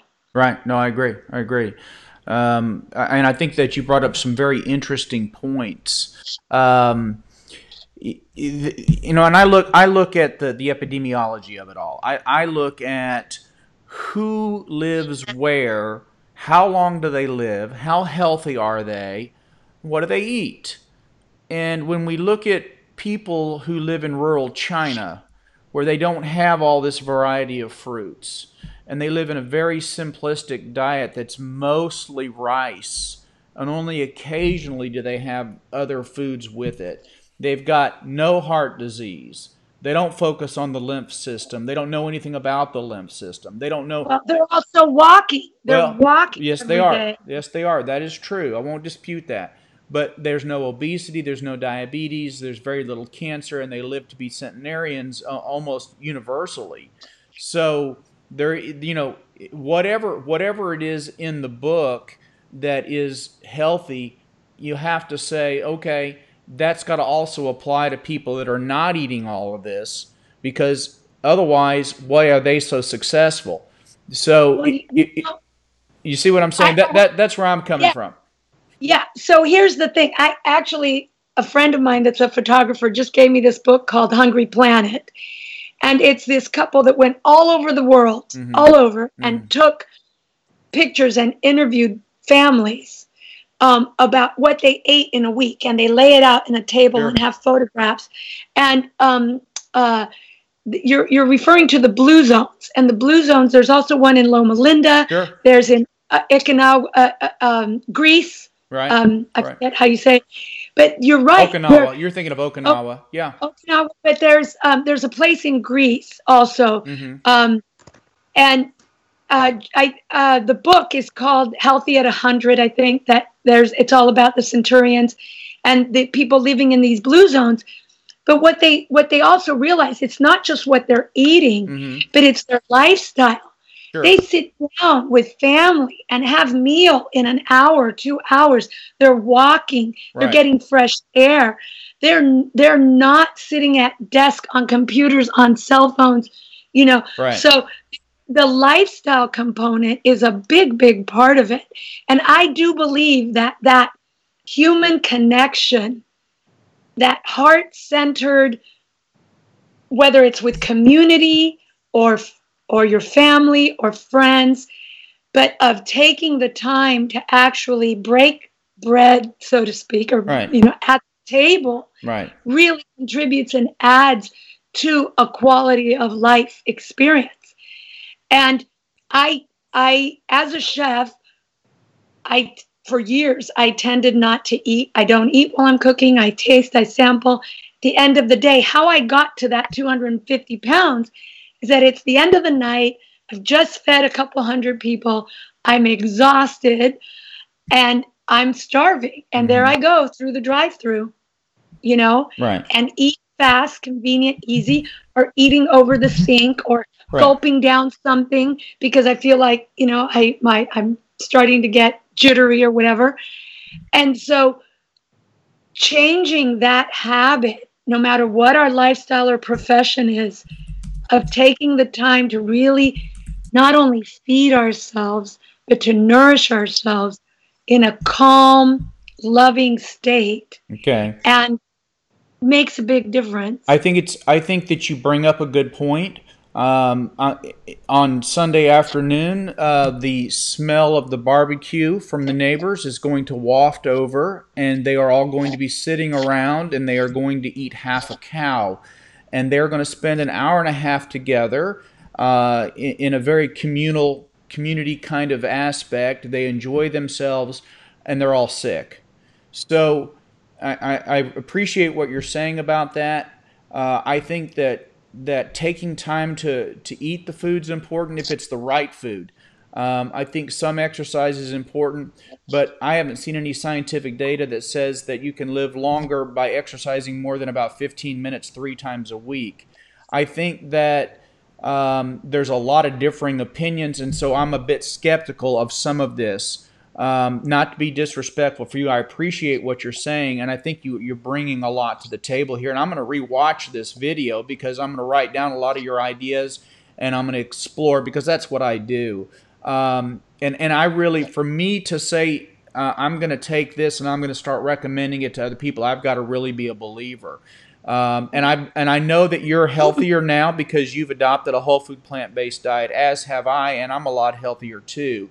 I think that for me, there's not going to be 2 hours in the kitchen. I need to figure out a way to do a lot of what you're talking about, but I need to do it in less time. And it might be I just need to eat more raw.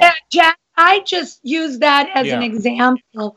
Depending on who you are, your lifestyle, what you're doing, it will vary. The point is that the point that I was trying to make Okay. is that some pre-prep Right. is necessary, Yes.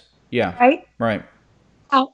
To eliminate preparation time in the kitchen, eat food in its natural state as much as possible. I think you're right. I think that's what I need to do. Faster than eating an apple, eating a banana, Yeah. eating some dates.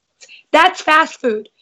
But if you want to be, because we are social eaters, Right. you ask Sue some of the stuff that we had at the fruit festival. People come in from having their chips and having, beer and having all these mainstream foods. They're expecting something a little bit more gourmet and satisfying. Sure. Right. So we're making noodles. Right. We're making pad thai. We're making burger patties. We're making all this stuff. But that doesn't have to be your normal routine Monday through Friday. Right. That could be your celebratory food. Okay. There's nothing faster than eating in food in its whole form, Yeah. as close to nature as possible. Right. The other point that I was trying to make is that's fine that families do barbecue. My family's Mexican. They do carne asada. I've lived in Texas. I know what you're referring to. Yeah. And when that smell happens, you can take a moment to go, okay, I recognize that. That's barbecue. I've had that before. I know what that tastes like. And I'm choosing not to put that in my body right now because I know how carcinogenic that is. Well, of course. Of course. And how that affects me. So you start changing instead of it being, oh God, that's barbecue. I wish I could have barbecue. It changes your energy. And the more you habitually do that, because then it becomes second nature. I don't even want that stuff No, anymore. I don't either. And that wasn't my point. My point, my point was that this idea that I've read in several different places about how important it is to your health to sit around the table together for these longer meal times. I'm rejecting a lot of that because I see a lot of very unhealthy families that do just that. They make big Jack, meal look time. at everything, but Jack, it's everything else Oh, that I they're know. doing. I'm just saying. But they're It's a the lot. point is that human connection, we're pack animals. And it doesn't have to be with a whole group of people. It could be you. I live here alone. I will often eat, out of the blender. And it's like, no, sit down, put it on a plate or in a bowl and take your time and enjoy it. Put on some soft music and enjoy your own company. Like I'm just saying to slow down with our Oh, eating. you're right. Yeah. You're a sweetheart to say that. I think that sometimes we do rush through our meals. I mean, I'm not saying we don't, and I don't particularly care for spending a lot of time eating. To me, it's more of just a utility thing that I have to do to stay alive. And Right. You're putting gas in your I'm engine. You're putting putting gas in the fuel in your tank, sister. engine. I've got too much to do. All right. So smoothies, Yes. blended foods, soups, staples that are quick, easy. Roast off 6 sweet potatoes on Sunday when you get home from grocery shopping. Don't even put them in the fridge. Put them in the oven. You've got batch cooking. That's what that is, so Okay. that you have one for every day. Put a little, you want it for dessert, put some cinnamon on it. You want it spicy, add some chipotle and a little maple, like Okay. Yeah, we're on the same really. page there. That's the kind of stuff that I do with what I do eat. I do put a lot of spices on it to kind of give it more taste. I do like steaming vegetables and throwing the seasonings in. I like that. Yeah. And You generally, I do gotta pretty be, well. gotta be flavorful, It's got to, I love from flavor. I got to have the flavor. You're right. But where my downfall is that bread. And so I think that the thing that you hit me with earlier was I'm not eating enough of the other stuff, and so it's leaving me hungry. but Um, it's also, Jack, I'm going to give you one more all thing, right. because I think this is a useful tool for people. I think you feel Is sorry for me. no, I don't feel sorry for you. I see this as an opportunity because I've been there. Okay. I've been there. I realized I was gluten intolerant. Well, my partner at the time and I were about to go to the gym. And it's when I lived in Austin Uh-huh. and I was vegan, but I hadn't given up gluten yet. Uh-huh. And we had bought this beautiful loaf of focaccia and it was supposed to be with our dinner because I was making eggplant, an eggplant ratatouille dish. And so we're like, let's just have a little bite of bread before we go to the gym, right? So we have the bread. We feel great because we're like, oh, that was just so good and blah, blah, Yeah. blah. Did in some olive oil and da, da, da. Oh. We get to the gym. We're doing our warm up on the mat. And we're both like comatose. We're both like zapped of energy. We're like, what the heck? So we're like, okay, we got to give up bread. We got to experiment. We got to give up the bread. But what I referred to, why I told you that story is that, so in the future, when I was the wheat bread or make my own gluten-free quinoa bread, the wheat bread or, some flax crackers, the wheat bread or, like I have to make a choice, right? Right. Take a blank piece of paper and write wheat bread on top and then all the pros and all the cons, what it gives you, the false belief that you think it gives you, right? And what it actually gives you. What really is the result of having that bread? I know. Look Like, ahead. I'm with you. I'm with you. yeah, and you can really, like, if you can exaggerate the shit out of it. Like, what's going to happen if I'm going to continue to eat bread on a daily basis or on a weekly basis 6 months from now, a year from now, 3 years from now, 5 years from now? Like, really get what that is costing you, your health, your role model to your children, to your patients, like, and really, really, really get that and really exaggerate it and then choose powerfully, right? So there's this philosophy of like good, better, best. Like the best thing would be avoid the wheat completely. Don't have the bread. Find a substitute. Find something that's just as satisfying that doesn't have ill effects.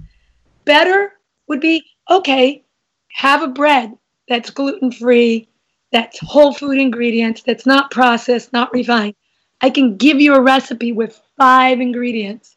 You can make it in, you can prep it in 10 minutes. Oh, I've made my own bread. I can do it fast. Yeah, no problem. It takes about 90 minutes to bake. Oh, yeah. But this is gluten-free, sprouted, ancient grain, whole I food. would love that recipe. I would love that recipe. Okay. And I have some requests for recipes. Yeah, which I'll- I made it for Anna, and she loved it.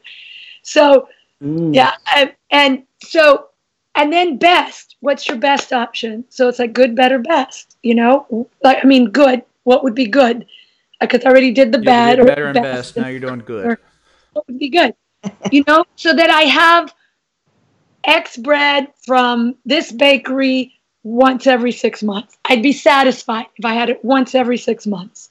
You know, there's people that can do that, Jack. I'm not one of those people. I can't let myself have something like that once a year, and I don't want to anymore. Yeah. You know, but my first 3 years, yeah, probably. So it just really depends on where you're at, what you want, what's important to you, and where do you want to see yourself in. Yeah, no, I agree. It is about priorities. It's a lot about prioritizing your health, and I think Sue and I have both, you know, made big changes in our lives because we do agree that you know we need to prioritize. What I've been looking for are shortcuts, and maybe some of those shortcuts just don't exist. Well, of course there's shortcuts. Well, of course there's. There can be some. There can be shortcuts. There can be shortcuts. What? Well, I mean, for me, the grains and the breads are a way for me to get the calories that I need. I'm tremendous. No. Breads are empty calories. Nope, that's bullshit. I'm calling bullshit. Okay, and that's okay. And they're not all empty calories because you get protein in bread. No, yes, no, you do. Come on, girl. You know you do. You know you do. In a quarter cup of lentils than you do in a loaf of bread. When I make bread, I use whole wheat. I use chia seeds. I use almond flour. I make good bread. And now that's not what I eat all the time. I like Dave's Killer Bread, and it's got 21 different kinds of ancient grains and seeds and things like that. But no, I'm not disputing it. I'm saying that I've been looking for shortcuts, and I need to not. If you want a shortcut to protein, eat beans and legumes. I do. And beans and right. But if you really want a shortcut to protein, but that bread is emotional, Jack. Okay. You cannot. I have been justifiably chastised. You have cut me to the quick. I am an addict. I'm a bread addict, and I'll lie to eat bread. I'll justify it any way I can. Poor Alicia. I think she got so angry with me she froze. Oh no, she's frozen. Bless her heart. She's wonderful. I'm going to rewatch the whole video. I think we're probably out of time anyway, but she's fantastic. Tell her I said thank you very, very much if she doesn't watch this. You're back. You are back. Bring yourself where you are. You're moving a little bit. No.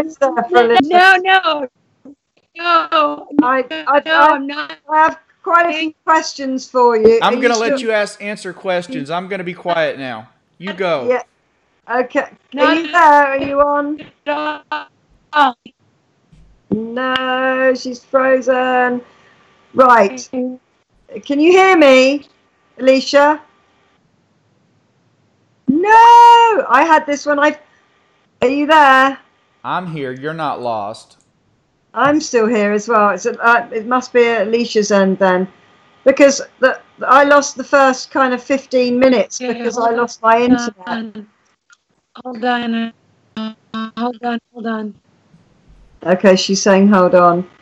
So, I mean, I've got a few questions here, and I've obviously that was full on and kind of the journey quite a long way down the road from some of the people that we have here, and in fact, even ourselves. Can you hear me? Yes. Yeah, I can, but you're frozen. Can you hear me? Yeah, can you hear me? Okay, I can hear. You're back. I think you're having an internet thing. I can hear you. Okay, cool.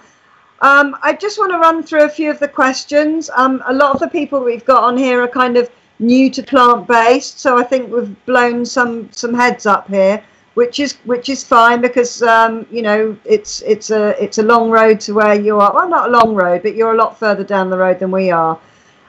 People have asked for your smoothie recipe that you recommended to Jack. Wondered if they could have your smoothie recipe. I would love to have your bread recipe. Can you hear me now? Did someone say yeah, bread? I can hear you now. Okay. The bread recipe. Bread? Her healthy I'm bread back. recipe. I'm back for bread. And Jack, I'm not angry. I'm just very passionate. I know you are. Oh, I'm loving every bit. I think you're awesome, by the way. I think you're fantastic. Yeah. I Somebody- love a spirited discussion, and I appreciate your passion very much. And I'm a baby. I mean, I admit I am a whiny baby. I want my bread, and that's all there is to it. And I know I don't need it, and I'm going to work harder to avoid it. And I thank you. I thank you for your contribution this evening, and thank you for putting up with me because I have admitted many times I'm an addict. So I'm going to shut up now. I'm going to take my food addiction and I'm going to go away. Yeah. I do want to encourage you, Jack, and everybody on, that if you really have a really strong food addiction, there's a program called The Psychology of Eating. And I did this program several years ago. Excellent program. And I've done a lot of the work with Janine Roth. She wrote, When You Eat at the Refrigerator, Pull Up a Chair. And as well as NeuroGym and John Assaraf and brain reprogramming around eating. So I love the wig. Love it. I want one. Yeah, we need to. You need some blue hair next time you come on. I want the purple one. Jack, I'm only a plane flight away. I could come to Texas and be your chef for a month. Get rid of the bread. Get rid of the Coca-Cola. I'm gonna quit. I'm gonna promise you right now. I'm gonna quit the sodas. They're gone. They're gone. I'm gonna quit the sodas. Okay, I'm so because pleased to hear I have that. been chastised about these darn Coke Zeros for so long. I'm tired of it anyway. I'm not gonna drink anymore. I'm finished. I'm done with them. So that's that. Okay, so the next thing I'm gonna do is I'm gonna work on eating more vegetables because I need to get nutrition without focusing on the grains. Okay, I'm gonna work on it. I'm gonna do better. I'm gonna be even healthier than I am. I'm gonna go from good to better. I may not be able to make best, but definitely whole food, plant based, and I'm gonna do it. And it's mind over matter. I know, and I've just been looking for excuses, and I have my food addictions, and I can beat them. And if I can go 2 days a week and not eat at all, then I can sure give up bread. Exactly. You can do anything. I can sure give up bread. Jack, it reminds me, my father is going to be 90 in April. Wow. He's not plant-based, but he received a juicer when he turned 55 and retired. Really? And he's juicing for over 35 years. Wow. But he's not plant-based now? How can you juice? He still has meat sometimes. Okay. Sometimes, right. Yeah. But that's what I'm saying. Just adding juice and eating a lot of fruits and vegetables, he's got some longevity. And he has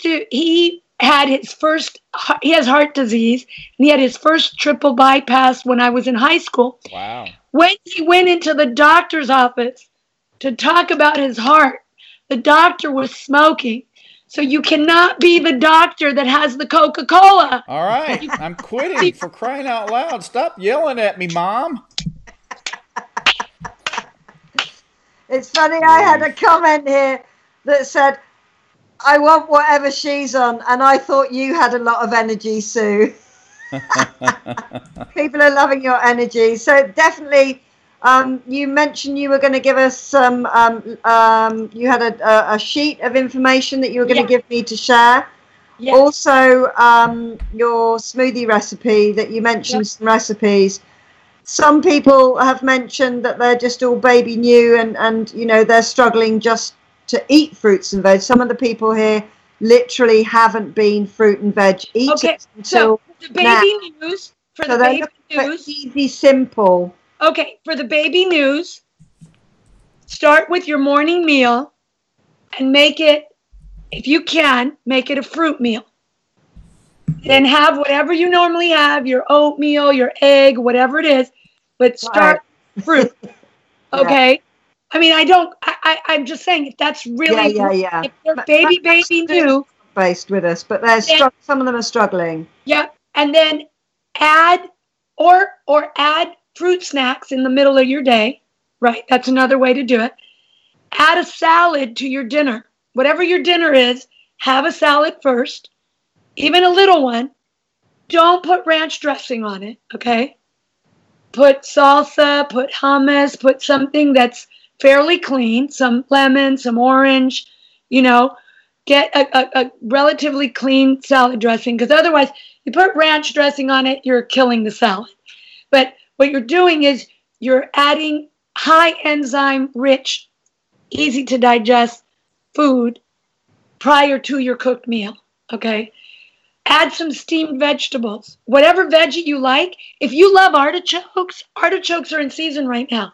Steam some artichokes. Enjoy them. Steam some asparagus, Brussels sprouts, any vegetable that you enjoy. Don't focus on eating a vegetable you don't like. If you don't like broccoli, don't force yourself. Find a vegetable you like and add it to your meals. And start there. You know, and if you can, bring yourself to, like, if you're trying to cut back coffee, for example, dilute it with decaf, right? And then get it all decaf. And then cut it with, you know, Ticino or dandelion powder. It's a coffee substitute. Or there's Pergo. Just look them up. There's a bunch of coffee substitutes. But some people need baby steps. You can do the important thing. See you, Jack, is the baby step. Baby step for a week, 2 weeks, 3 weeks. Get really strong with that baby step. Build the muscle of the baby step and the consistency. And then add your next baby step and the next one. Because if you tried to go all out cold turkey, pardon the pun, it's too hard. Yeah. For some people. Good job, John. Yeah. Because a lot of people, well done, Jack. A lot of people are saying, well, not a lot of people, some people are saying that I had to get the last drop. We're doing so well, and that now with maybe the holiday food, they've eaten cheese. And I think this is what I found when I was ill. I was doing fruitarian, then I was doing August, and then I ended up having a meat pie, some mashed potato, and some vegetables, and hardly. And how'd you feel? How'd you feel? Oh my God. I literally was the size of a barrel, and I had to lay down at 6 o'clock this is the day of when I had it lanced, and I was feeling very sorry. So I went into old pattern behavior, and I wanted mashed potato. And then we had a pie, you know, I'm remembering the nice pie. And I was in such pain. I was clutching my barrel of a midriff, just going, But it is, when you break it once, then there was a little later having some other animal product, and then it's almost like you're giving yourself permission to open that Pandora's box. And then my new normal became the rubbish I used to feel when I was eating the meats. And so I'd had a few slip ups, you know, and dotted it in and there. And then when I came to Texas, I was like, well, I'm trying the chicken they're talking about. I didn't actually have a steak. I'm going to try that other thing and the other thing, and I had to have a Denny's egg because they're the best eggs in the world, although they're not, obviously. So, you know, forgive me. And then I came back here and I was like, right, I've had my surgery, my stitches are out.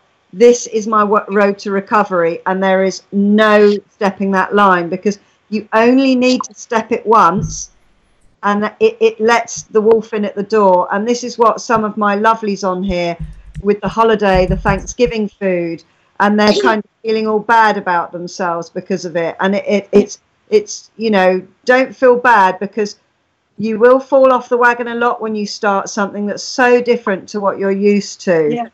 And Sue, I want to say that that is one of the most important things, is that you can't.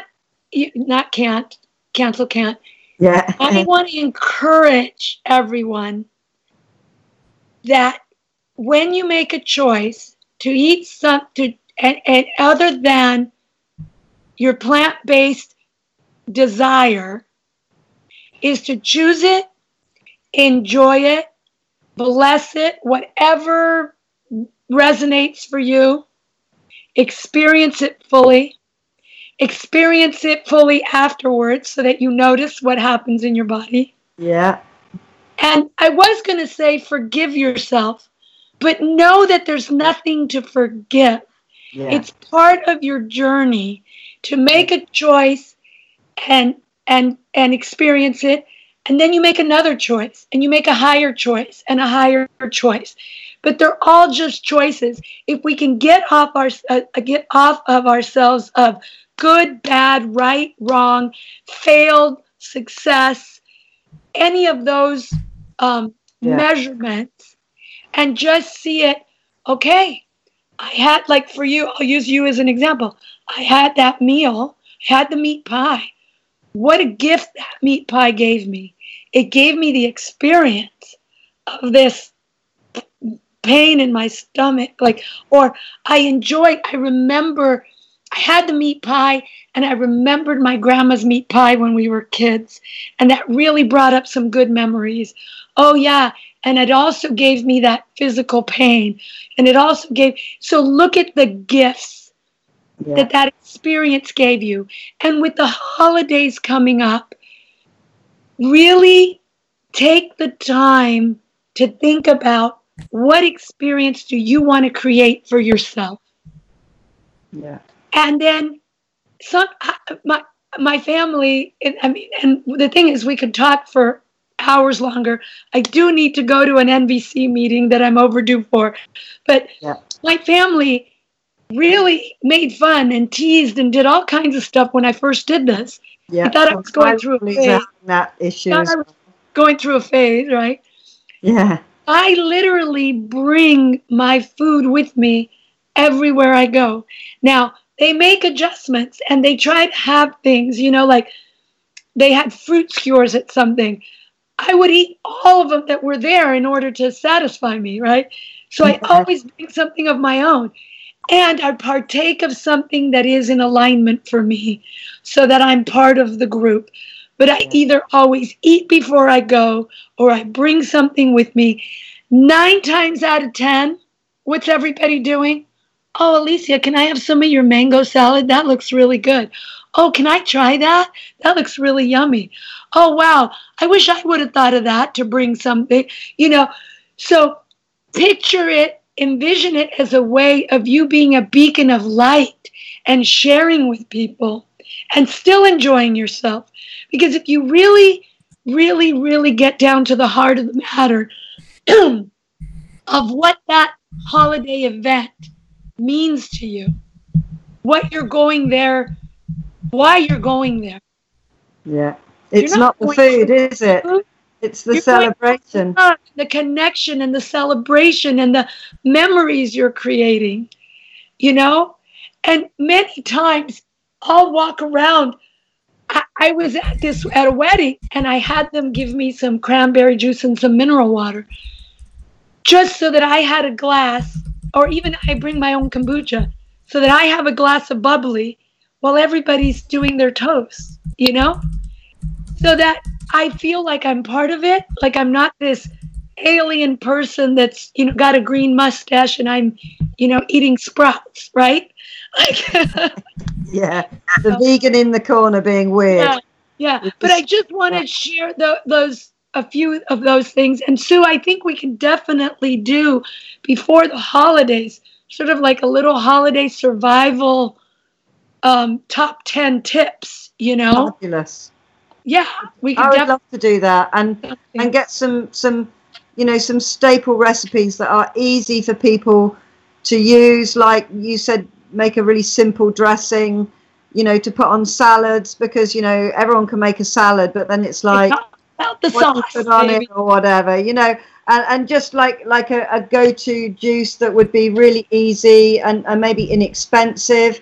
Maybe some of your sweet potato ideas, just because I came at it from a different way, but when you've been cooking the way we've been cooking all our lives, and then suddenly you're cutting out cheese, milk, eggs, all the meats, it's kind of like, well, I don't know what to eat anymore, because kind of the meal was always centered around the meat. And so people have to relearn this, and we're a lot further down the line, but I still I keep cooking the same old things, and sometimes I'm getting fed up with them. Yes. So, well, I never we need variety. Yeah. So that would be really helpful. I think everyone would really benefit from that, and I know they've absolutely loved your energy. I think some of them are going to go and wash it again. I know I will. I definitely will. Yeah, I will as well. I wrote an ebook many years ago called Salads and Dressings Going Beyond the Basics. And it's one that it's vegan and raw and plant-based, but it does use oil. And I personally have cut oils, refined oils out of my diet. And if you don't use oil, I will give you a substitute that you can do in the recipes. You may have to play with them. But because you have so many beginners, I think this would be a great resource for people. And I will share that with all your listeners as well. And there used to be a raw vegan cafe in Austin, Jack, which is where I work, called Beats Cafe. Mm-hmm. And that's where I developed these recipes at and wrote the book. Fabulous. So that would be just so helpful, because I know, people are, being all cross with themselves because I ate a chicken sandwich and then I did this, and and it's like, that's okay. That's your journey. Part of the process is the mindset. We have to stop beating ourselves up when we don't come up to some measure that we think we should come up to. Progress is perfection, and everybody who's tuning in and who's taking part in the fasting and trying their best to go plant-based, and some people have stuck to it as well, and they haven't fallen off the wagon. They've been amazing, and those who are trying have, we're all, coming to this together, and we're all supporting each other, and it's absolutely terrific, because we've had people who've lost loads of weight. They got off pain meds or reduced their pain meds. They're getting really good things. So we're sharing those so that other people who want that result, can go, well, everyone else is getting some results. That will help them stay with the journey. Really celebrating those successes. Each and every single one of you out there. Celebrate your successes. At the end of your day at night, when you lay down to sleep, think about what you did well, what went really well today. Celebrate that and go, okay, what could I do a little bit better? What could I do a little bit better tomorrow? Yeah. The next morning when you wake up, ask yourself, okay, what am I going to focus on today? What's my baby step that you thought about last night? So that you're constantly thinking about it and you're not putting yourself on autopilot. Yeah. Autopilot eating is before you know it, you've hoovered down 3 packets of biscuits and you didn't even notice, Yeah. And that's that gets back to that idea that we talked about earlier, eating with a purpose, or purposefully eating, not just eating because the food's available. Yeah. Yes. Exactly. And you know what? especially anyone that has fasted, if you can fast, you can do anything. Yes. And we can fast. We can fast. We can. And people are fasting that have never done it before. It's so much, I understand, sometimes it's so much easier to say, I'm fasting and I'm choosing not to eat anything than what am I going to eat? Oh, yeah. Oh, it's the easiest 2 days of the week, no doubt. When I'm rich and famous, I want a chef, because the thing I hate most is like, oh, what should we have for supper? You know, that whole, what am I going to give Finian tonight? What are we going to do? What should we have? Oh, we could do that. Oh, but I haven't got any rice. Oh, we could do that. Oh, but we haven't got any of that. Oh, we could do, oh, should we just get started? You got to do the other thing. You got to just open up and go, what do we have? Yeah. And create from there. So, Yeah. But that was the old me. But yeah, the thinking about what to eat is, you know, that's what I love about the fasting day, because it's just like, I've just got to make detox tea and drink that all day. Yippee! It's an easy day. You know, Sue, maybe we could do something where, you know, we do like a once a month, you know, little culinary demo, chef's corner kind of thing. And I would love that. If this seems to be the piece that's most difficult for people, then, you know, maybe we can work together in some way. And, you know, because I'm doing some recipes at the moment, some kind of, you know, vegan recipes and stuff like that. Nothing on the scale of yours, of course, but people are enjoying them and they're asking me to do more recipes and even to write a recipe book. So that's all good. I think that really, once we understand a technique or a method of how to, right? How to create a sauce, how to create a dressing, how to create an entree, how to make a smoothie, then we know those techniques. We can just substitute ingredients out and play. The imagination can work in a new direction. Our intuitive chefs to come out. And every single one of you has an intuitive chef in you, all of you. I don't care if you think you're all thumbs in the kitchen, you're all very capable of creating food for yourself. Thank you so much. Thank you. So much. Please come visit us again sometime.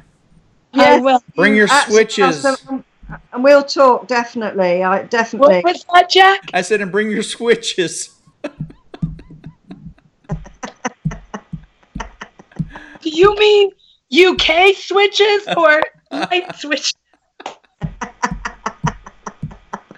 You're awesome. I hope I get to meet you someday, maybe at a fun function where I get to enjoy some of your marvelous cooking and so I am inspired to work harder. Yeah, you've got to come. Well, that on the parting note, I will say, you've got to come to the UK Fruit Fest. You've got to come to a festival event. Oh my goodness! All over the world. How amazing would that be? What time of year does that occur? In August. Really? August. July. Wow. It's the end of July. John, there's a fruit festival in New York that I was the chef for 5 years. 500-600 people from all over the world. You're immersed in the lifestyle. You're surrounded by like-minded people. It's a wonderful, wonderful way to really just get a huge jolt of inspiration and energy. I'll be chefing at the UK Fruit Fest this year. Sue, if you could give details of the dates and everything. Yes, I will. The listeners.